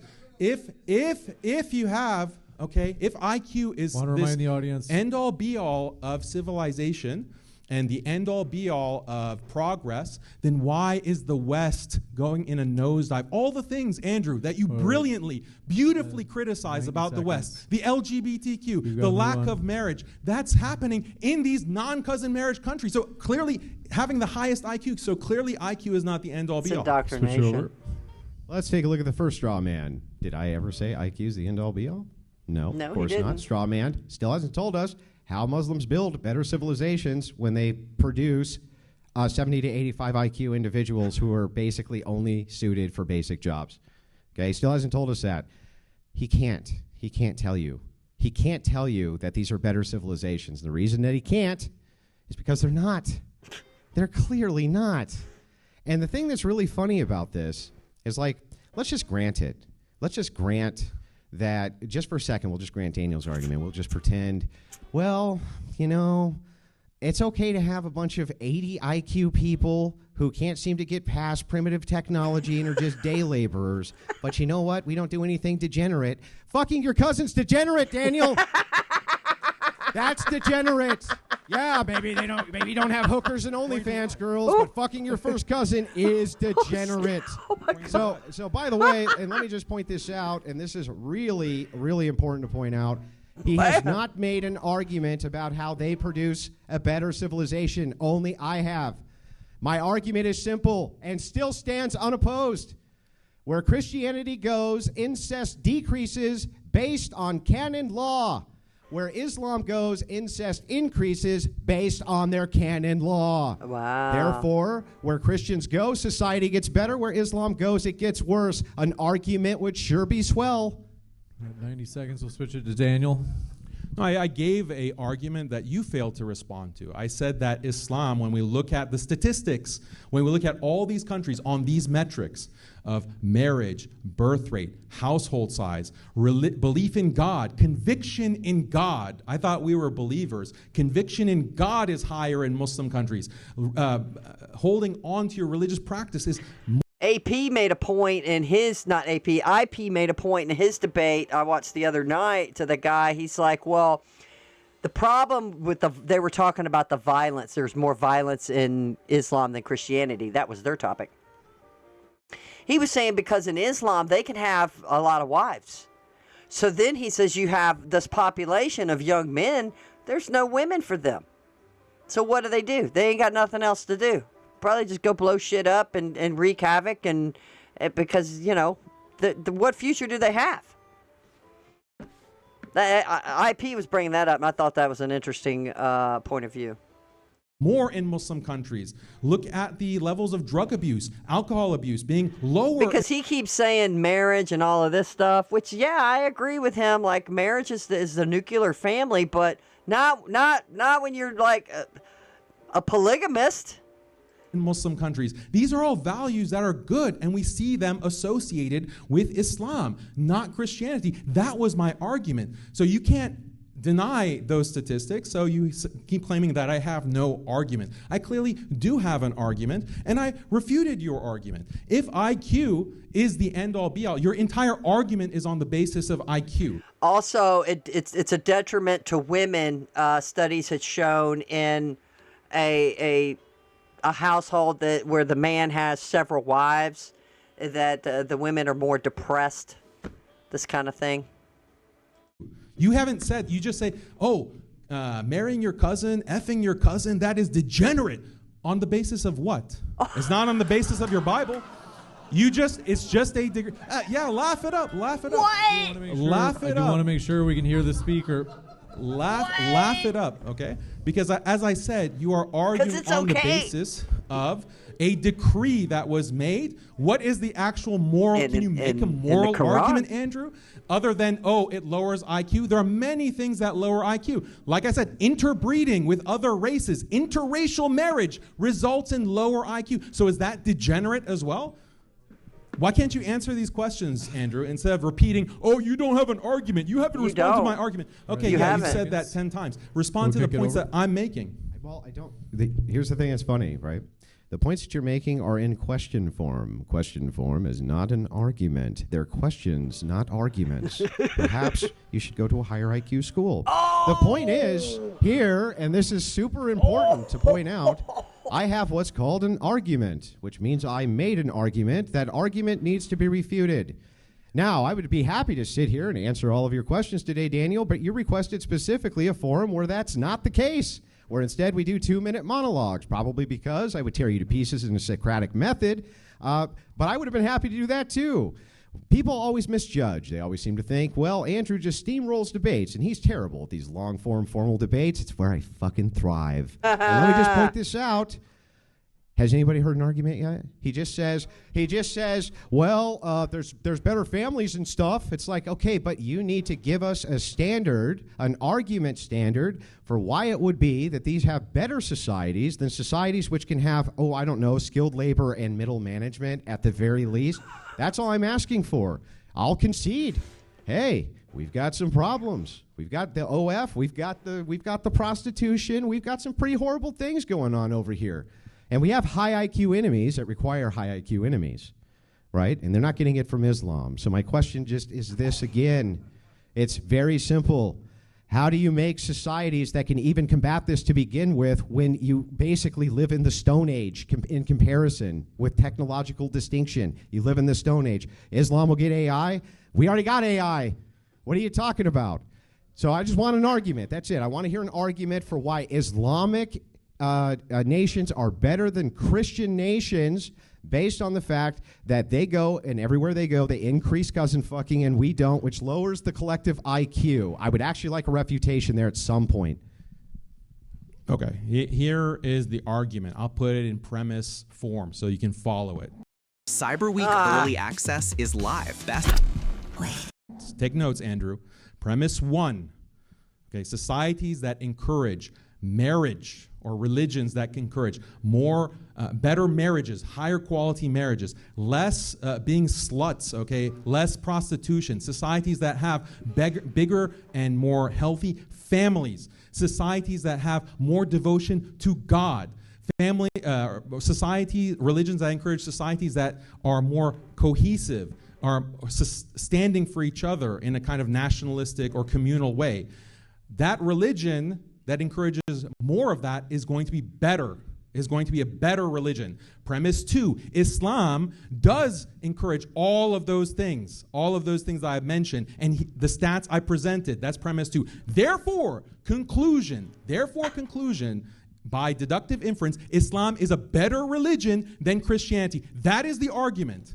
The problem with your argument is that you say premise 1, societies that have higher IQ are going to be better. Premise 2, Christianity, because it bans cousin marriage, is going to lead to societies with higher IQ. Therefore, Christianity is better. My rebuttal of this dumb argument is that premise 1 is wrong. Premise 1 is a false premise. That higher IQ does not lead to better societies.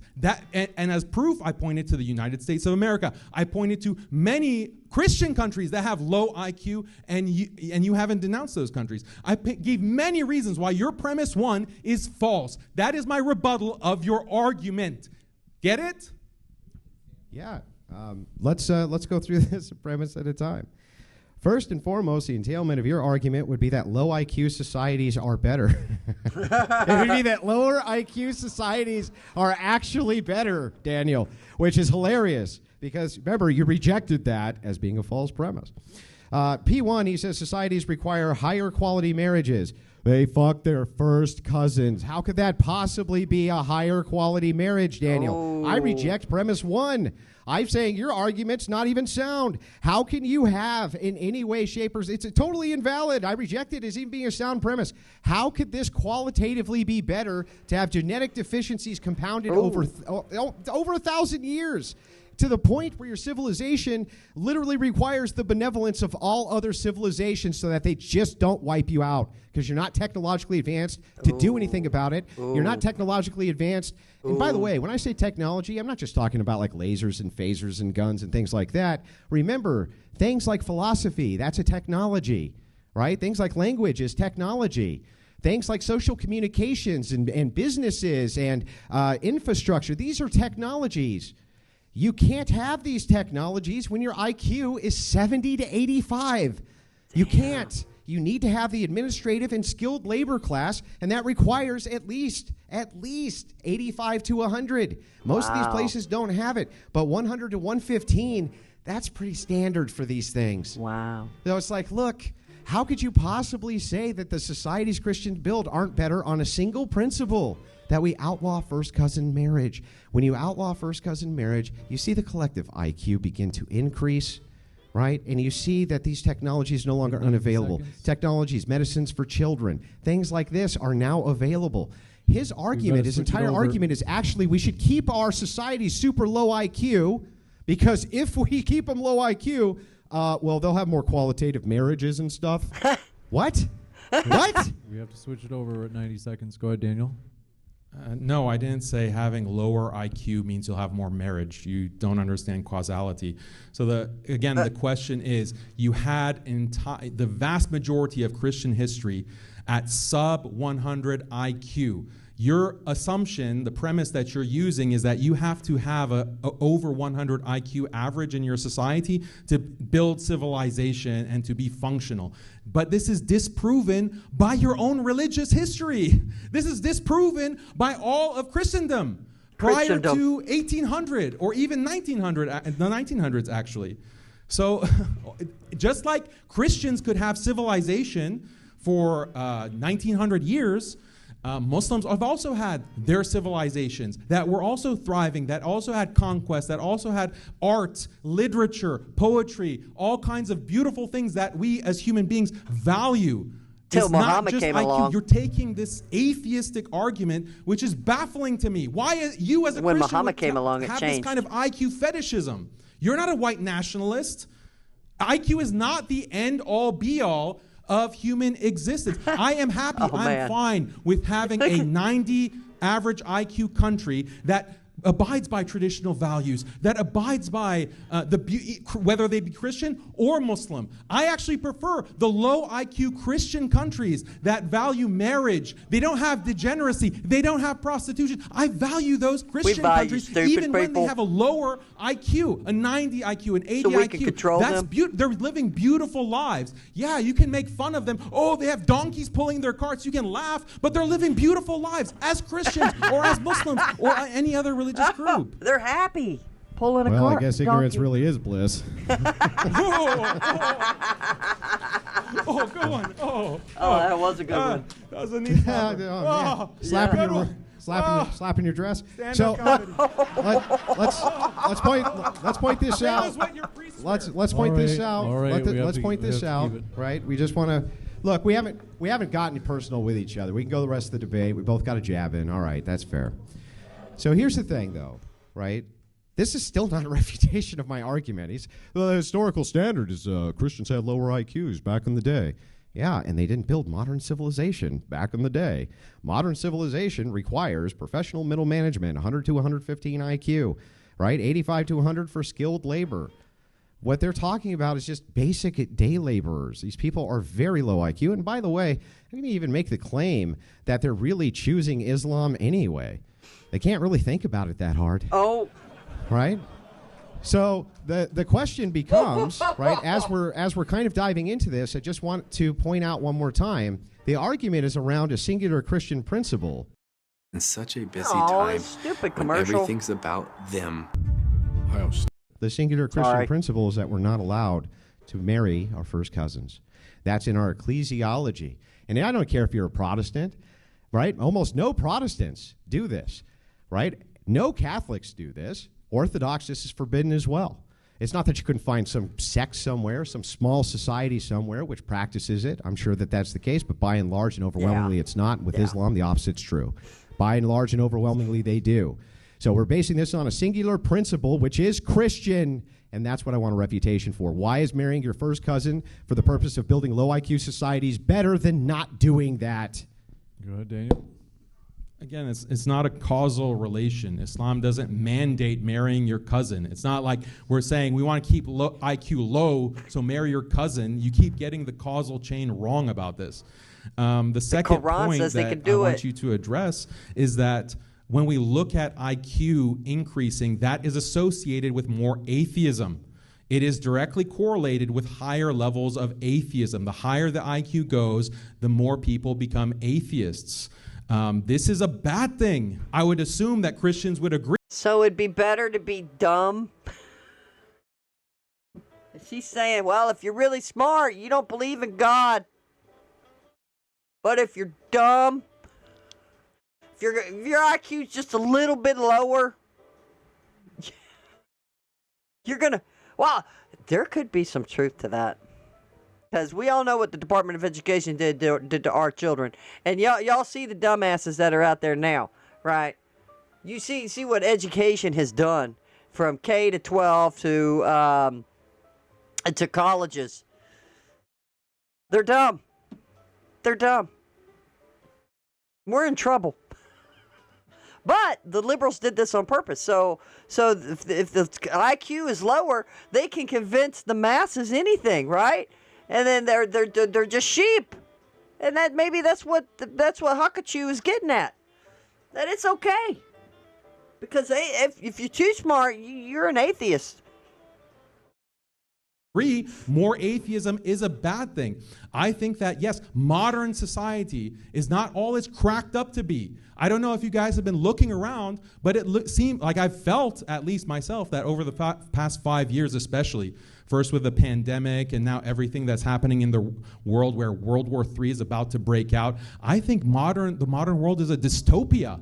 I am waiting for, nuclear holocaust to destroy us all. I don't believe in this absolute value of modern society, and therefore I don't agree with your premise that high IQ is something valuable in and of itself. There are many things to point out being wrong or bad with high IQ. Again, I prefer to turn the clock back 200 years where Christians had these traditional Christian societies. Muslims had traditional Muslim societies. Yeah, you didn't have a laptop. You didn't have internet. You didn't have cars. But guess what? You didn't have to worry about your wife having to, being in college and sleeping with every frat boy in the university, and you don't even know her history because of feminism. You have like LGBT degeneracy. You have elderly who are being shipped off to old folks' homes because there's not a strong family unit to take care of our own elderly. Children are being shipped off to daycares because there's not a strong family, strong marriage, mom at home with traditional roles to take care of the children. I prefer the low IQ. I prefer the low technology society.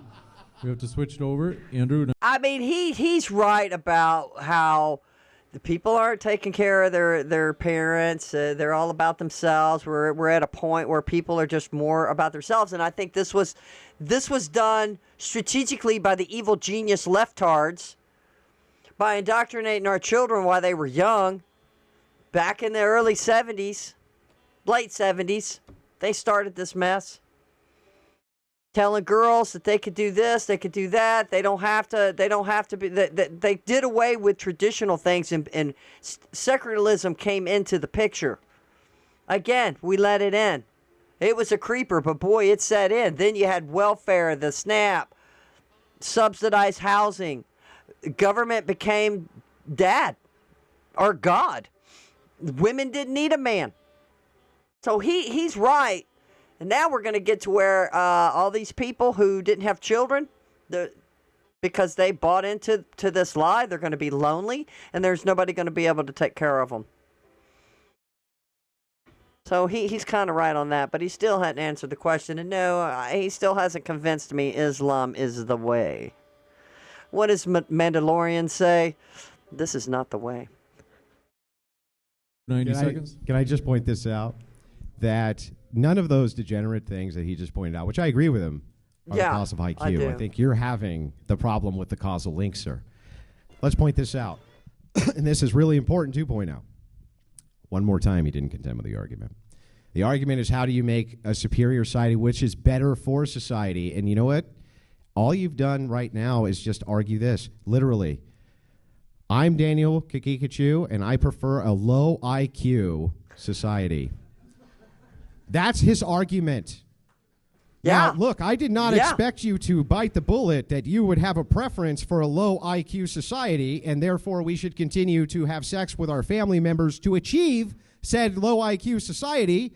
But over here on the Christian side, well, we're just not willing to do that. So here's what's really important here to remember as the argument structure goes on. Daniel is literally giving a prescription at this point. He's giving you an ought. We ought to have dumb fucking people.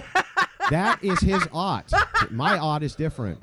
My ought is you being intelligent does not restrict you from Christianity or Christian ethics. And we look at the IQ differentials in Christian nations, and we can see firsthand that that is true. So the thing is these are not mutually exclusive claims. When he says higher IQ leads to secularism, I could just as easily say higher IQ leads to Christianity because all the Christians are way higher IQ. So the thing is like, which of those moral values do you not prefer? Which of them? Which of these Christians don't want degeneracy? They're fighting against it as well. Yeah, the only reason you've made these successful inroads is because your enemies are so stupid that you can conquer them. And anytime you've tried to conquer the technologically advanced West, you can only do it via immigration because you cannot collectivize to spare yourselves from the very nuclear war you're currently terrified of because your people groups are too stupid. Switch it over. Go ahead, Daniel. How much time do we have, James, for this? 90. To the back for this back and period. forth. We have until it's about 30 more minutes. Oh wow. Okay, that's good. 30 Oh, more minutes. he's like, So- ooh, oh. 30 more minutes of Andrew saying that Muslims are dumb. Okay, that's great. Yes. I'll try to be more substantive. I'll try to be more substantive than Turn that. the clock So back. just listen to this. Okay. So let's get into we have enough time to actually get into the IQ science. So first of all, Andrew, I'm not sure if you know this, but IQ is Feeling under the weather? Be prepared. Teen is less is more. more highly correlated with race than it is with cousin marriage. So race, if you want to make this kind of IQ supremacist argument, then it will quickly become racial. And if you want to make that argument, just be very clear about it. Does Christianity, like your worldview, promote higher IQ races and everyone being at the mercy of those higher IQ races? You keep making a might makes right argument that, oh, Muslims are at the mercy of us high IQ Christians. Okay, well then there are races that are higher IQ than others. So are the higher IQ races practicing benevolence by not wiping out the lower IQ races? That seems to be what your standard, what your morality actually entails pretty directly. So that please address the race issue. I'll give you a chance to respond, Andrew, but I do want to be sure that this doesn't veer off topic too far. Yeah, so I mean, that's really simple to address. It doesn't really matter. It doesn't really matter if that's a correlate. You know what else is a correlate? Fucking your first cousin. That's a correlate. That's a massive correlate for lowering IQ. It wouldn't matter if it was inherent, let's just say, for instance, that white people had higher IQs on average than the average Arab, right? Let's just say it for the sake of a hypothetical. It doesn't actually matter that much because we know one thing that's going to bring the IQ down. Fucking your first cousin. So the thing is, since that is the case, and it's objectively the case, right, I can still make the prescriptor that your societies would be a lot better off if you had 85 to 100 skilled laborers, 100 to 115 IQ professionals, at least in middle management, at least. And you said it yourself. Right now you're terrified of nuclear war. We are terrified of nuclear war all around the nation, right, or all around Muslim nations. You're probably terrified of Zionists who are right in your own backyard. I get all of that, Daniel. But your people group aren't smart enough to defend themselves against these people. Christian nations are. We're smart enough to defend ourselves from people groups who want to wipe us out, like yours, right? So that's what's important here. The reason why you need to at least have an IQ that's above, I prefer lower IQ, 70 to 85, the reason you need that is because you need to be able to defend and protect yourself. You can't have these strong families he's talking about if you can't defend these strong families he's talking about. You can't have these great values that he's talking about if you can't defend your own people group because you're at the technological mercy of another people group simply because you won't restrict a single behavior. That sort of rigidity has destroyed these once great lands. He's right. They did have beautiful art. They did have beautiful culture.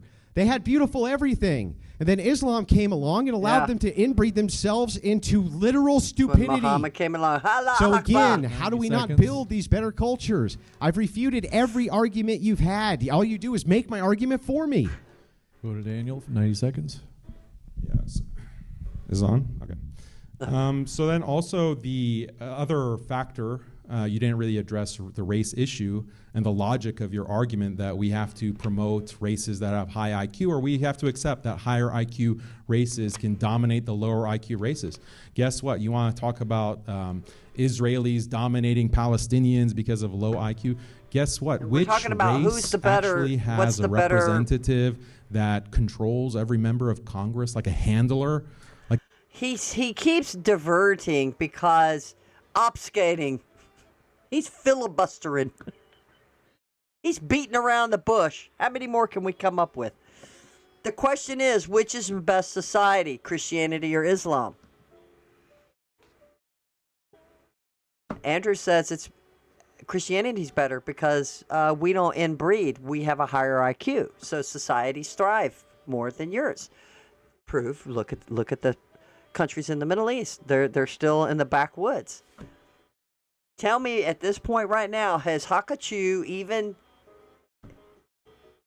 made a point of what makes it better other than they get married, they have kids, and they have a family?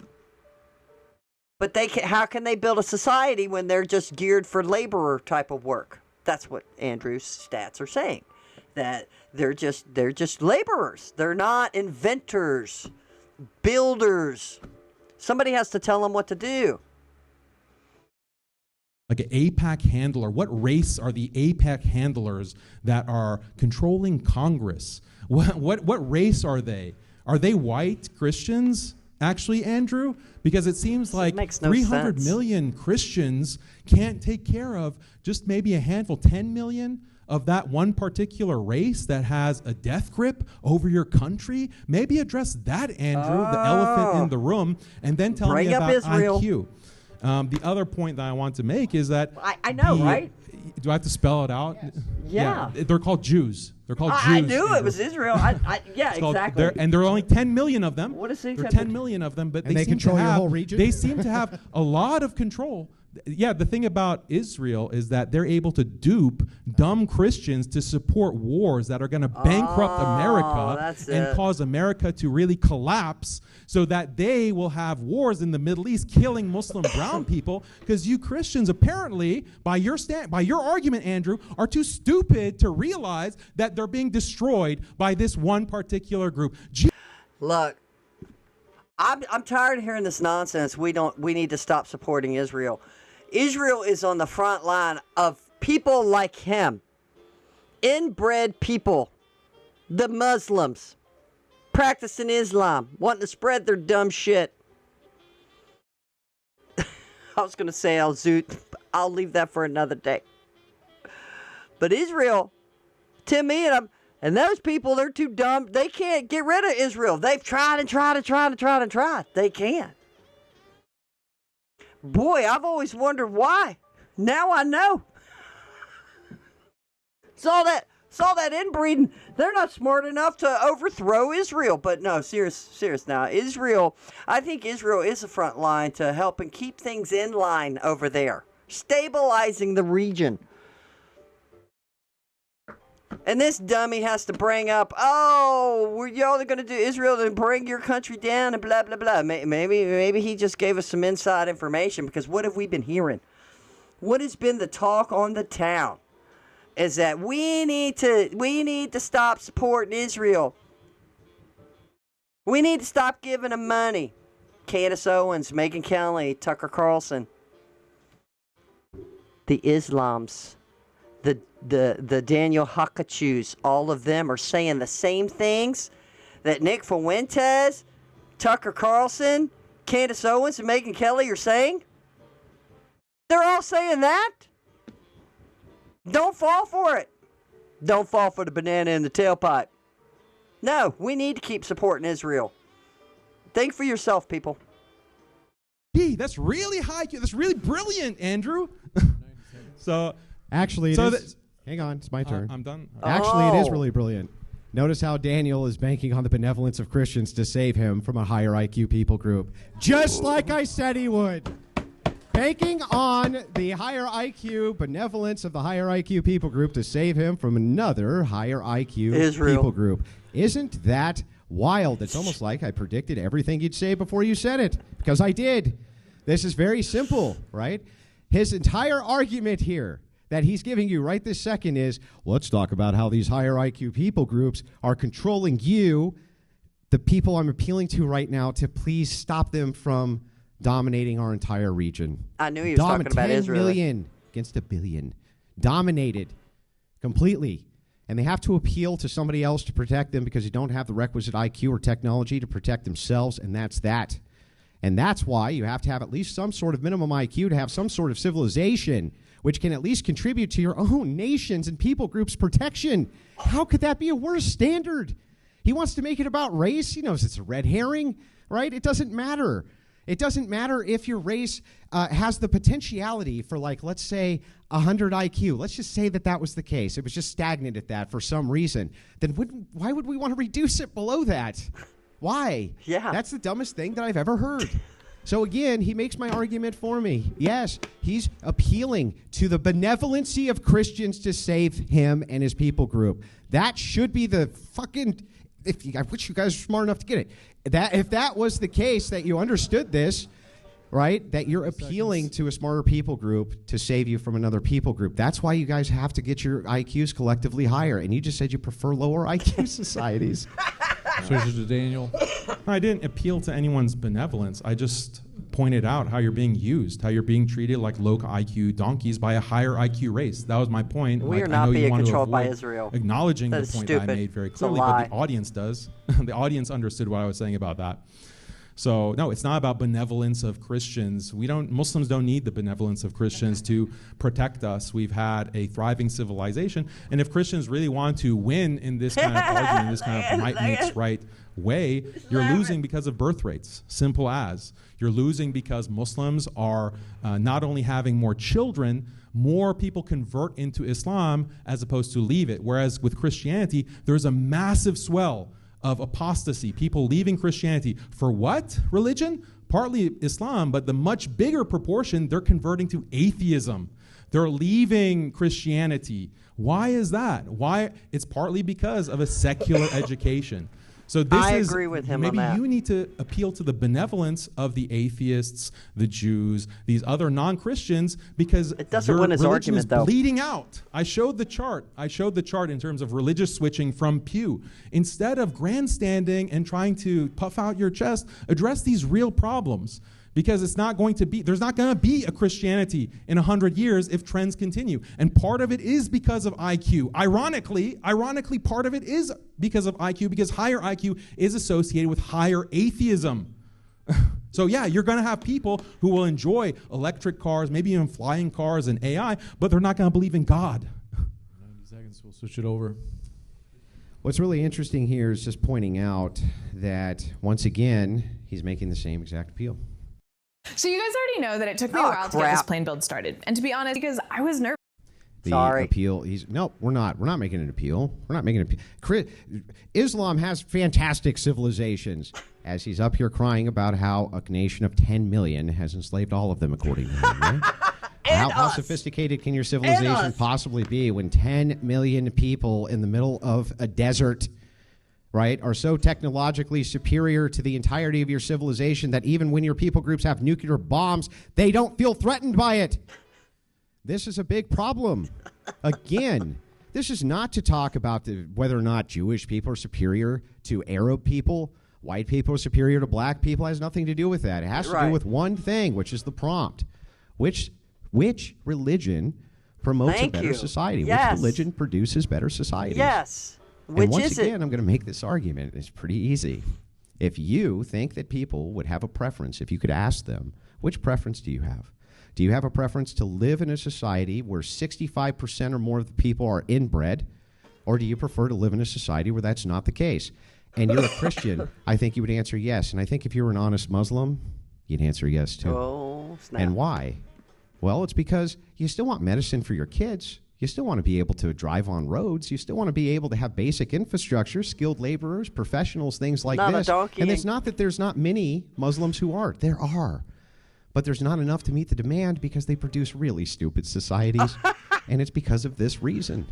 So it's like he just keeps on begging me to answer his questions about degeneracy, which has nothing to do with the debate. We're talking about which society is better. Yeah, degeneracy has to do with society, bro.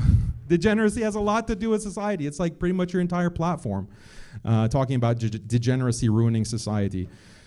So like the technology that the West has achieved, you're saying that, well, look at all these Muslims, the biomass is at the mercy of all these technologies, the fighter jets, the nuclear weapons, whatever. But that technological progress is victimizing all of us. We're all a victim. It doesn't matter if you're Muslim, Christian, Jew, Hindu. We all are facing this massive transhumanist behemoth, this hegemony. And it's threatening to destroy the human race. Do you see the interview that Peter Thiel did with the New York Times?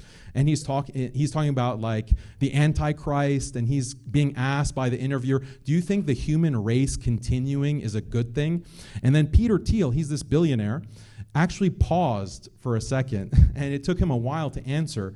And when he finally did answer, he said that, well, you know, the human being in its current form, I don't know if that's something worth preserving.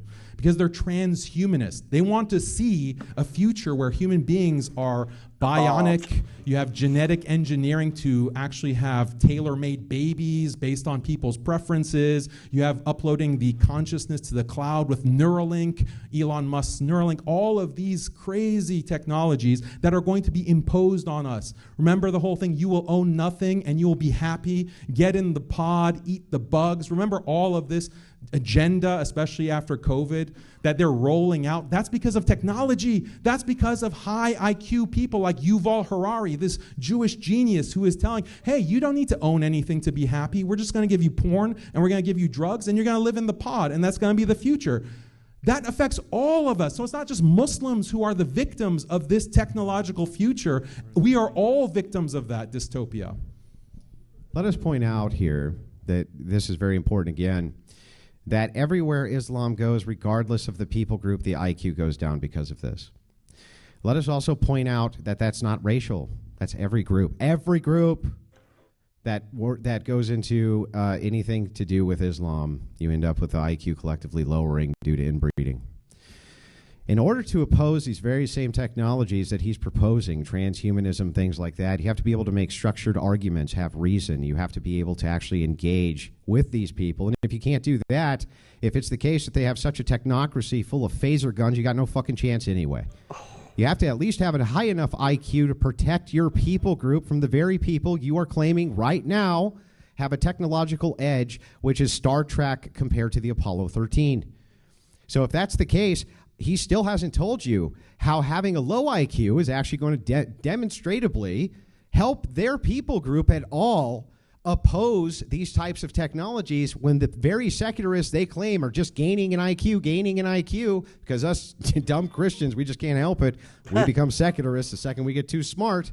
Right? That's a big problem for them again. They would still need to value IQ being raised just enough to protect their people group, even if it was the case that Christians became secularists. Even if that was the case.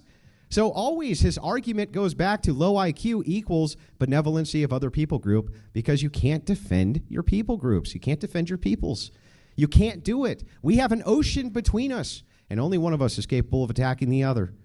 And that's because of the massive distinction in technological prowess and organizational skills, which you're going to find with intelligence. And it's not a thing which is valued by Islam by his own admission.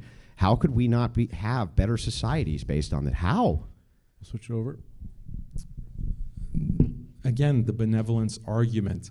The only reason that you, Andrew, are able to have a platform on YouTube is that the benevolence of a bunch of atheist, God-hating secularists. That's the only reason you have a platform. They could ban you tomorrow. They say, yeah, this guy is flying. Yeah, but he has, Haqiqatjou has platform too. He's using the technology as well. And to his point, he's bringing up Christian revelation in the Bible.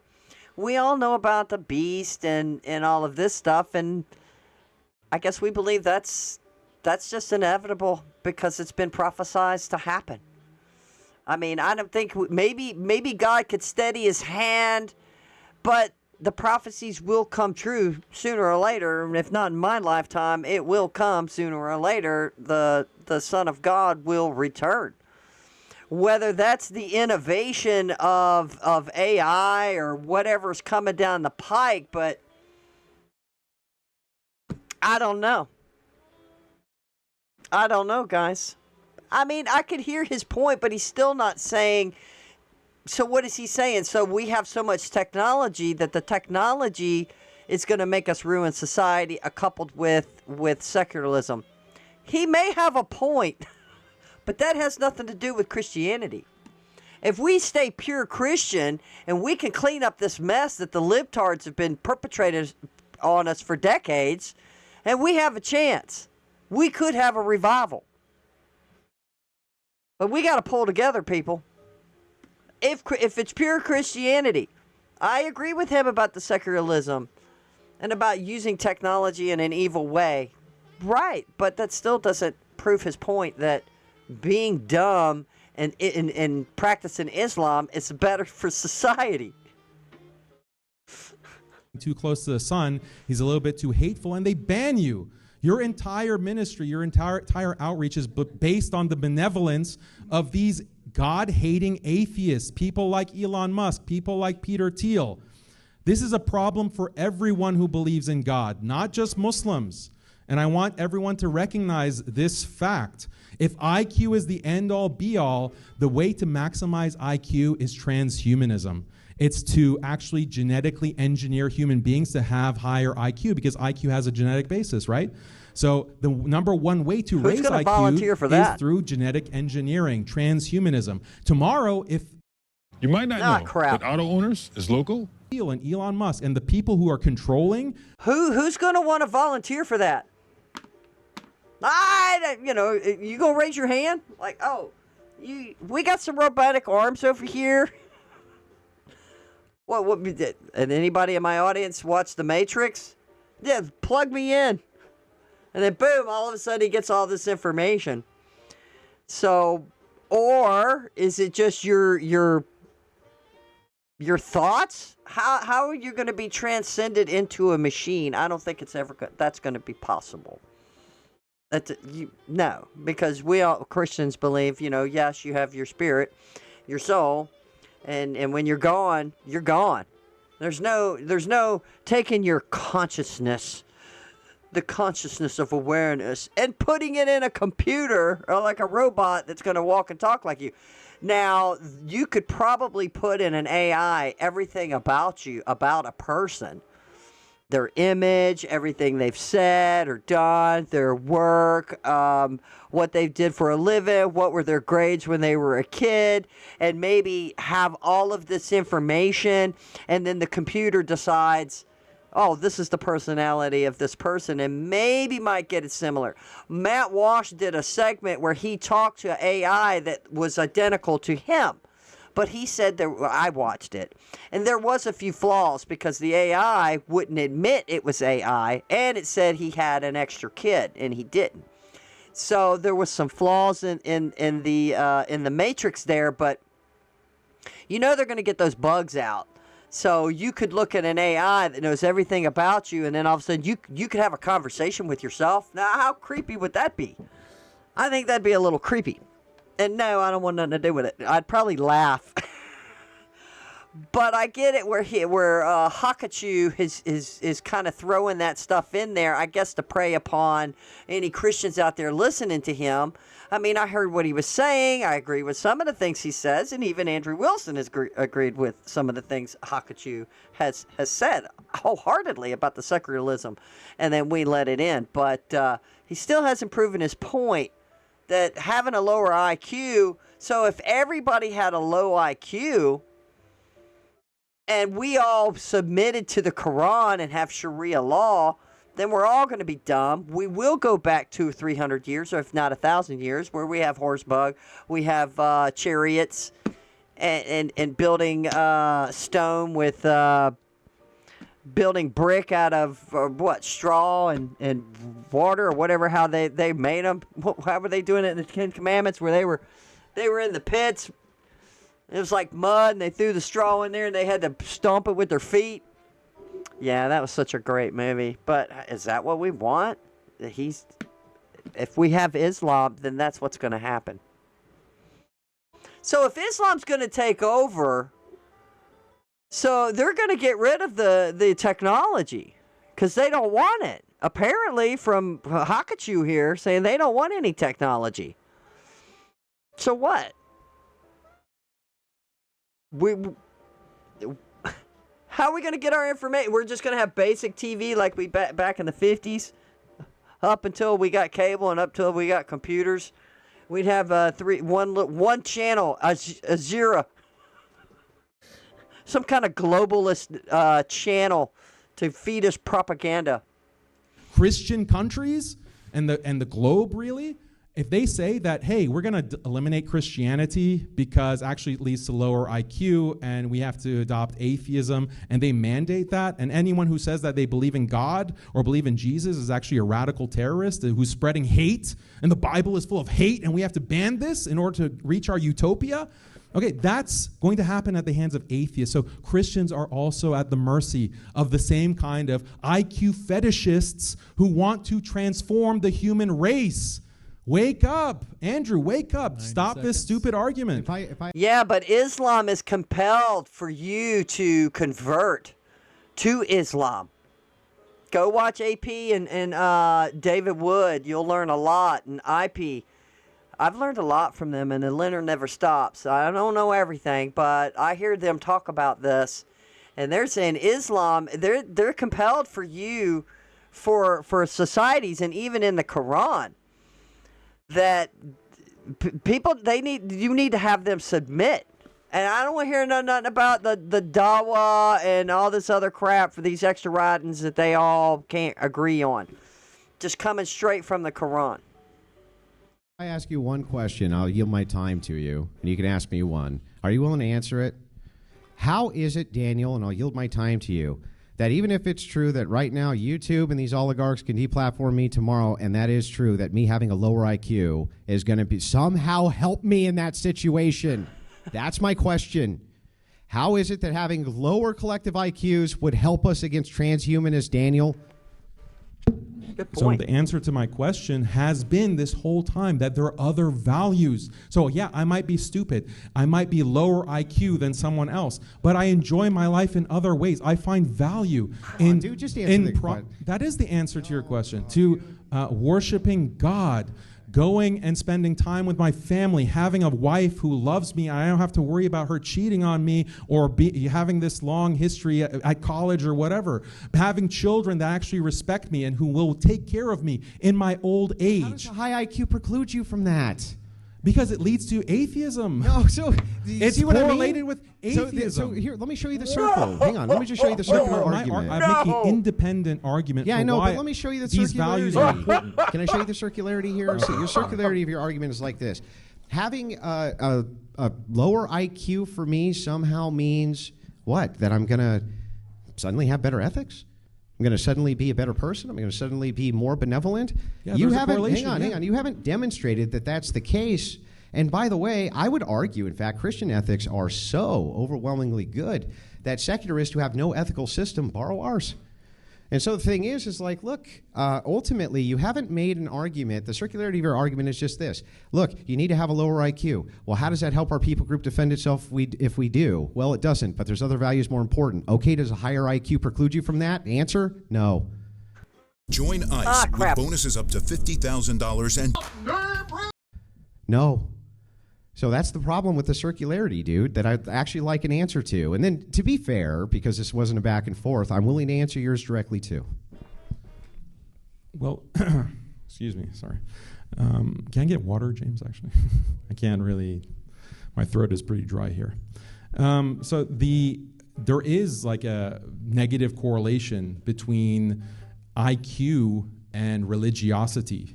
There is a negative correlation with IQ because as you get higher IQ, this you can go read Jonathan Haidt for example. You can read Joseph Heinrich, for example.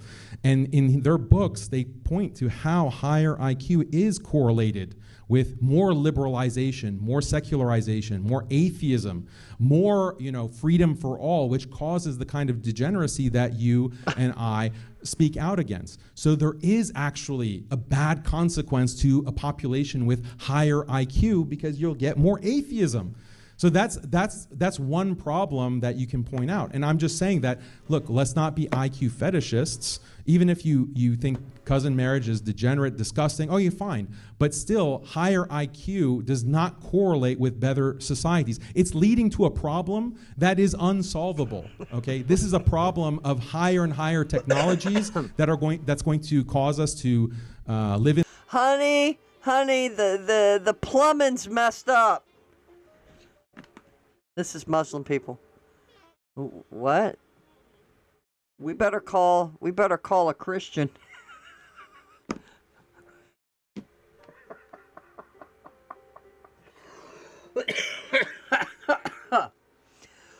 I mean, damn. How are you gonna build a society or when the infrastructure starts to collapse, you need these engineers and these smart people to fix it. I mean, is he saying that the America is full of a bunch of intelligent atheists? Is that what he's saying? What is happening here? In a dystopia, a transhumanist dystopia, that is a problem for everyone. It's not like an own against the Muslims. It's an own against the human race. Peter Thiel, with his ugly, smug face, is laughing at us, at Christians, at Muslims. They're laughing because they have this demonic antichrist future that they're planning for us. And it is based on technology. Yeah, but this doesn't really respond again to the argument. The question here, when you say that it is true that IQ can have correlates to atheism, but we were talking about societies reverting to the IQ mean, the mean. The mean IQ of the societies you produce, sir, are between 1 to 2 standard deviations lower than the average Christian nation. The mean. Now, there is no correlate that Daniel will be able to show you that having average IQs leads to secularism. It doesn't. It doesn't. Show me the correlate if that's the case. You can't. And the average IQs in these nations, which is just between 100 to 115 professionals, middle management, it doesn't preclude them at all, or doesn't force them to secularism at all. We're talking about the means of society. The mean IQ of 2 standard deviations lower in many cases precludes you from having any sort of civilization, really. It really does. Just basic infrastructure and things like this. So Daniel would need to show you how having a 100 IQ, an average IQ, is going to lead everybody to secularism because societies revert to the mean. It doesn't. It doesn't lead to secularism. It's a lie. You have to have these higher IQs, much higher. Otherwise demonstrate it. And if he can, even let's just say he could somehow, then his prescription is actually just that he wants to keep the world at 70 IQ. That's crazy. There is nothing which precludes Christian ethics from people groups that have average IQs or even above average IQs. And there's plenty of smart people, by the way, who are Christians. Now, to kind of hone in on that argument, just remember this. Secularists, these really high IQ secularists, they've never been able to find a system of ethics ever that's better than Christianity, which is why they adopt it. So just pointing that out. That's a good point. We're going to give Daniel the last 90-second response. Then we're going to jump into the Q&A. The floor is yours, Daniel. Yeah, so the 100 average IQ, that's in the modern period after secularization has taken place. There's a Flynn effect. If you look at the IQ in the world, the average was below 100. The average IQ globally was around 80 in Christian societies and Muslim societies. That was the global average. Secularization is through like secular education and the Flynn effect. This is what has increased IQ so that the average is now at 100. So again, like if you need 100 IQ average to be successful, then you're basically saying all of Christendom has been a failure. Like somehow they are able to have an empire, like a Christian empire, throughout history, despite being 2 standard deviations lower in IQ than current day averages. Your argument is really self-defeating in so many ways. And again, like I have to say that, I think this is a problem that is the problem of transhumanism is affecting the entire world, Muslims and Christians, and we really have to come up with a solution. We can't just keep praising this idea of technology and IQ because that plays into the hands of the people that want to destroy the human race. They want to literally usher in the Antichrist. So let's try to take the bigger picture in mind, rather than trying to own each other with arguments that are self-defeating. We're going to jump into the Q&A. Folks, if you have a question, line.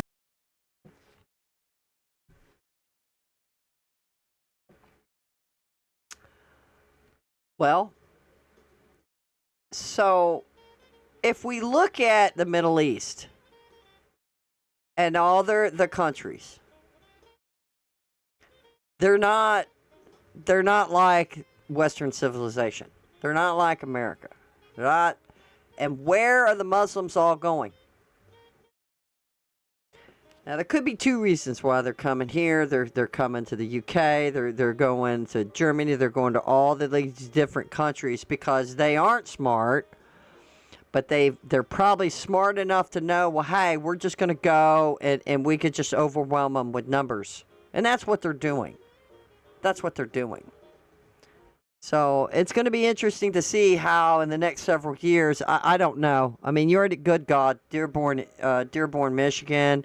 There's two, I think there's one or two other cities they've elected commie Muslims that just want to take over. Now, either we could pass a law and say, no, y'all can only have one kid because you just breeding too fast. I don't think that's too far of a stretch to say. I really don't. If we value America, we need to promote births and wet births and marriage to young people starting in school, promoting this, right? Get back to wholesome values and things like this and promoting these kinds of things. And people need an incentive to do this. And then put a stipulation on these foreigners that come in here that they can't be having 5, 10 damn kids. Now, I know all children are a blessing in any country, but look, let's be realistic here. Let's be realistic here. And it's going to boil down to education. But did he make his point? No. Because their countries are all shitholes. All of them are. He didn't make his point at all. And let's get into the questions. The people in the audience. Line up in the middle aisle, and we'll get to your question in just a moment. And then, Sean, if you can turn me up. Thanks so much, Sean. Christina Ladd posted at nighttime devastated. Sean. All right, thank you very much. I'm just teasing Sean. Sean's the man. Yeah, come on up here. And then I do want to remind you folks is that we'd like to keep the questions on the topic. So we don't want questions that are going to, to be personal attacks or even things that are off topic, trying to just get under people's skin. The debaters work their asses off. We really do call appreciate Muslims them, retarded. So want to give them the proper respect. We'll have the first question Maybe be from shouldn't. Rachel Will. But add it to your question, though. Wait, say one retarded. last thing. Oh, say retarded in your none questions. None of this. I have 2 questions business. We only do one question at a time, and I got to hold it just to be sure nobody tries any filibustering. All right, so my question for Daniel is, I don't know if you're aware, you kind of gave the game away where you kind of stated that the Muslim plan is to infiltrate Western countries and kind of outbreed us, right? If you can't beat them, outbreed them. But I don't know if you're aware of the fact that when Muslims emigrate to Western nations, they still marry their cousins at about the same rate, but within 1 to 2 generations, their birth rate is just about on par with all of us in the West. So how's that going to turn out for you guys, do you think? I think you're referring to like another debate.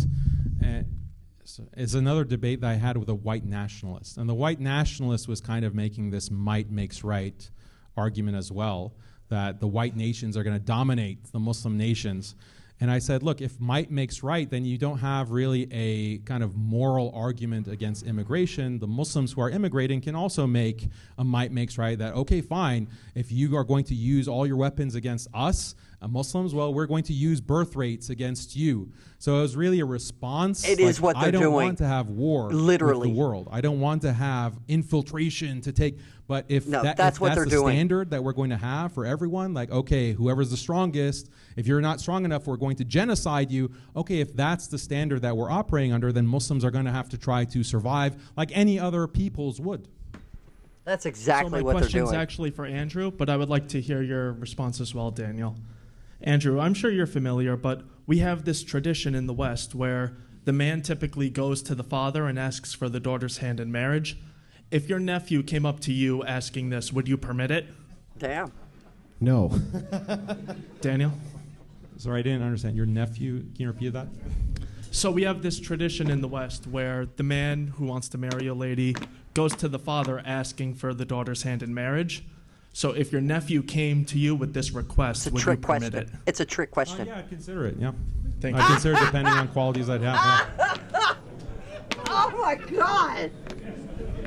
I mean, this is something, if Jesus was also like the church fathers living, Folks, at the early centuries. Folks, I do want to ask, just so the other people that are listening to the speaker can hear, I just want to ask if you could keep the conversations down to a minimum. Yeah, so as I was saying, like in the early periods of Christianity, if some Christian father was asked, can I marry your daughter? A nephew comes and asks, he would also say yes. It was only later in Christian history that was considered to be incest and was outlawed. And actually, what the outlaw of cousin marriage didn't extend just to first cousins. Like, I don't know if you realize this. It extended to second, third, fourth, all the way to seventh cousin.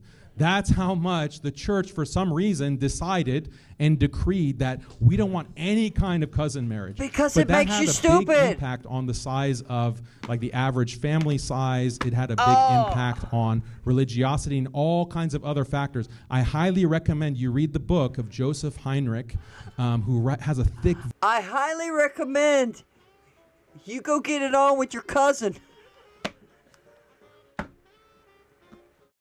More household, more people in the household. It's more bigger families. That's what he's saying. Oh my God. Volume talking That's about disgusting. this. He actually makes an argument that cousin marriage is associated with the rise, like banning cousin marriage is associated with the rise of technology and IQ. So it's right up Andrew's alley, but this is not necessarily a good thing for the reasons that I explained. Ready for you. This one's for Daniel. Andrew has established that at the beginning of the debate, the causative chain to lower IQ is inbreeding. Now, the inductive case is going to be Islam both allows and often promotes inbreeding that's causing lower IQ. Yes. What in Christianity is causing them to be a lower IQ so that we can compare these two? Well, one example that I gave in the debate is interracial marriage. So interracial marriage can also contribute to lower IQ. If anything that lowers IQ is something that's bad, then Christians and Andrew should be against interracial marriage as well. That's one example. He didn't really respond to that, but that's another thing highly associated with lower IQ. Also education. Yeah, but the thing is, Christianity isn't a race. Christianity is a spiritual thing that you have your personal relationship with Jesus and God, right? You can wrap it in a cloak of religion if you want, if you will, right? And I know Christianity has a bunch of denominations, and I don't like all that business. You get your Holy Bible, the original King James, and you have your personal relationship with Jesus and God. For sure, go and mingle with other Christians. Absolutely, I'm not saying that, but I haven't said, oh well, I'm a Baptist or I'm Protestant or I'm this and I'm that. No. I don't like that. But what he's equating to is interracial relationships can correlate to low birth rates, which I need to do some study on that. But the thing is, religion isn't a race. They're saying which Christianity or Islam makes a better society. Now, even in a Christian society, you're going to have riffraff. You're going to have degeneracy. I mean, we're all sinners. Duh. And there's probably going to be some interracial things going on. And yeah, we did allow this to happen. I don't know what year it was, but it used to be very frowned upon. It was very, very taboo and frowned upon to have interrelational ships. So, but again, guys, what do you think? How can he make this point to get Andrew to concede a point? Because why are we not against interracial relationships? It doesn't go to the crutch of the question. Which is best for society, Christianity or Islam? It has nothing to do with race. Because there's black people, white people, brown people, all to convert to Christianity, and they also convert to Islam. So race has nothing to do with it. It's what is best for society. Which of these two entities, if you will, lack of a better term, theologies, let's say, which theology is best for society? Secular education is associated with higher IQ. Religious education is correlated with lower IQ. So you'd also have to insist that people go to secular education instead of religious education if your only priority or your main priority was increasing the IQ within society. Well, but that's not the main priority, right? The idea isn't the idea is not that this is the main priority. The idea instead is which one makes for better societies, and we can point to a correlate for why their societies are not better. He keeps on strawmanning the position and saying, this is the only thing you care about. It's not. It's not. My question is for you, Daniel. Using and maintaining AI requires a massive energy source and infrastructure in order to be used. If Muslims plan to use AI to make up for your retarded nations, how do you plan to implement the infrastructure and build the necessary power to use AI? When you can't even build your own technology, you buy it from middle management nations. And by middle management nations, in this case, you might not understand, I mean high IQ nations. Here, let me paint you a picture there. So you have your high IQ nations, and they have the AI, and they have their power sources, and you have the Neuralink, and everyone is plugged into the cloud, and you're like plugged into the masturbation machine with your nonstop virtual AI porn that you're addicted to, and that dopamine is surging. You're in a constant state of euphoria. And then guess what? The Muslims, the low IQ idiot Muslims that have been living in the desert with their donkeys, they're going to come and they're going to slaughter all of these people hooked up to the masturbation machine. They won't even be able to stand on their two legs because their legs have atrophied to such an extent that they can't even walk. That's the future of the West. That's the future of the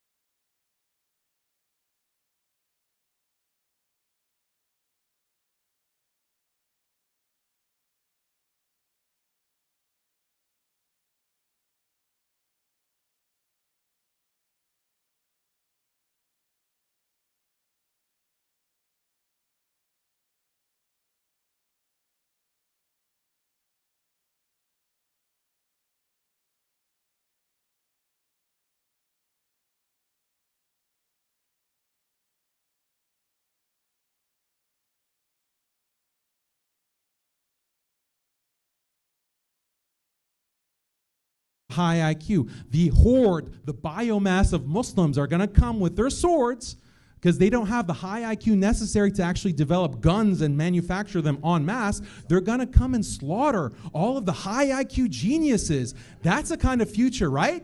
Right? I think there's one clarification. Clarification. So I wasn't talking about like how we get to where AI is or what you're planning to do with it. You said you were going to implement AI to combat. So how are you going to utilize or build these infrastructures for the AI? That was my question. If you don't know how to. No, the point was that you can have nations that give access to Muslims that are not aligned with the West. So China, for example, has its own IQ or AI facilities that they can provide as a way to battle Western hegemony. And you have contracts that exist between China and these Muslim countries for energy. Like, where is China getting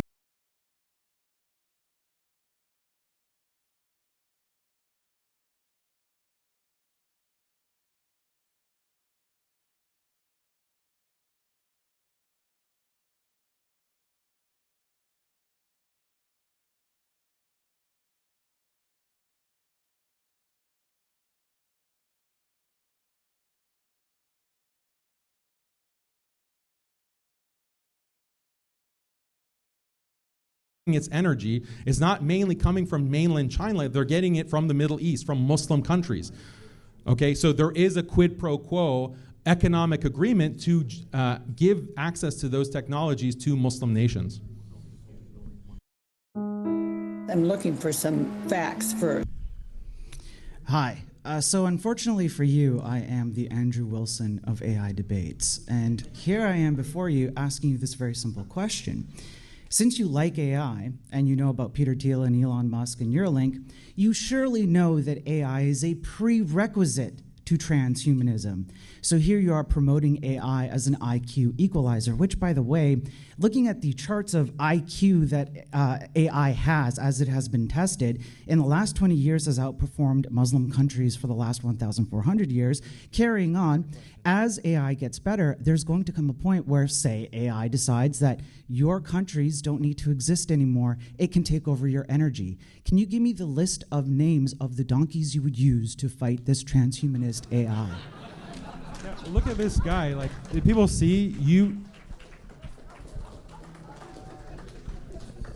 All of these dysgenic people come to the debates, James, and the guy is like not even 100 pounds, and he's talking big as if like this is some like great point that he's made, great point that he's made about AI. AI is going to wipe you out. The entire point.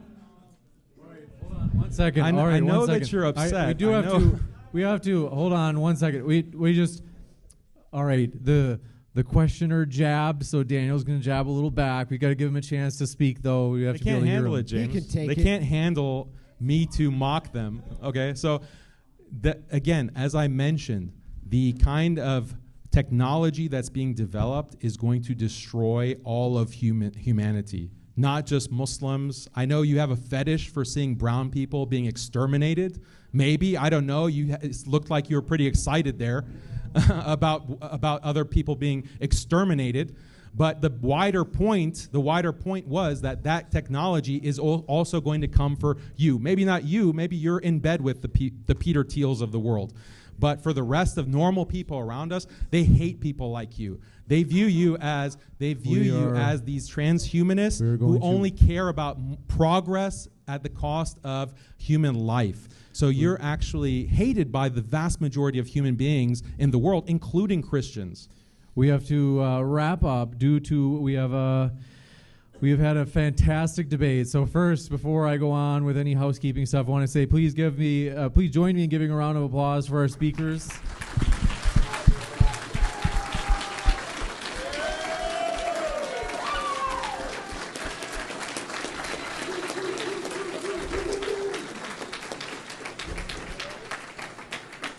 I want to say thank you very much, folks, for being here with us tonight. If you have any questions, please ask Bob or I. We look forward to seeing you tomorrow. Thanks so much, and have a great rest of your night.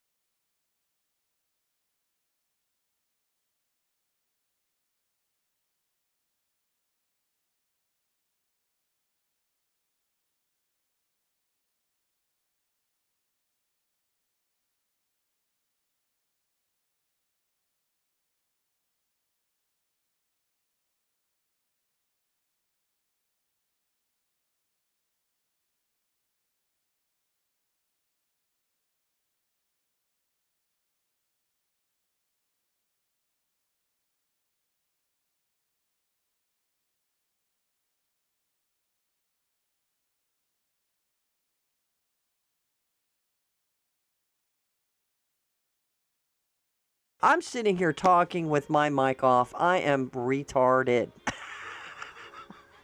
I don't know how long I've been doing that. What did y'all think about the debate? That guy says to him,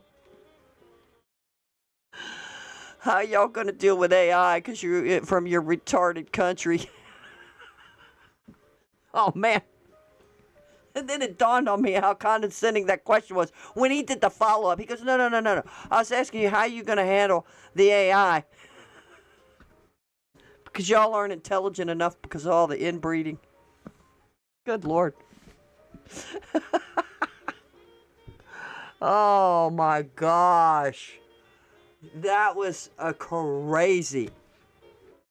So what do y'all think about Daniel's points? I think he made some good points on the secularism, how we've let it in the door, and he's rightly so can attack that. But Islam's not the answer.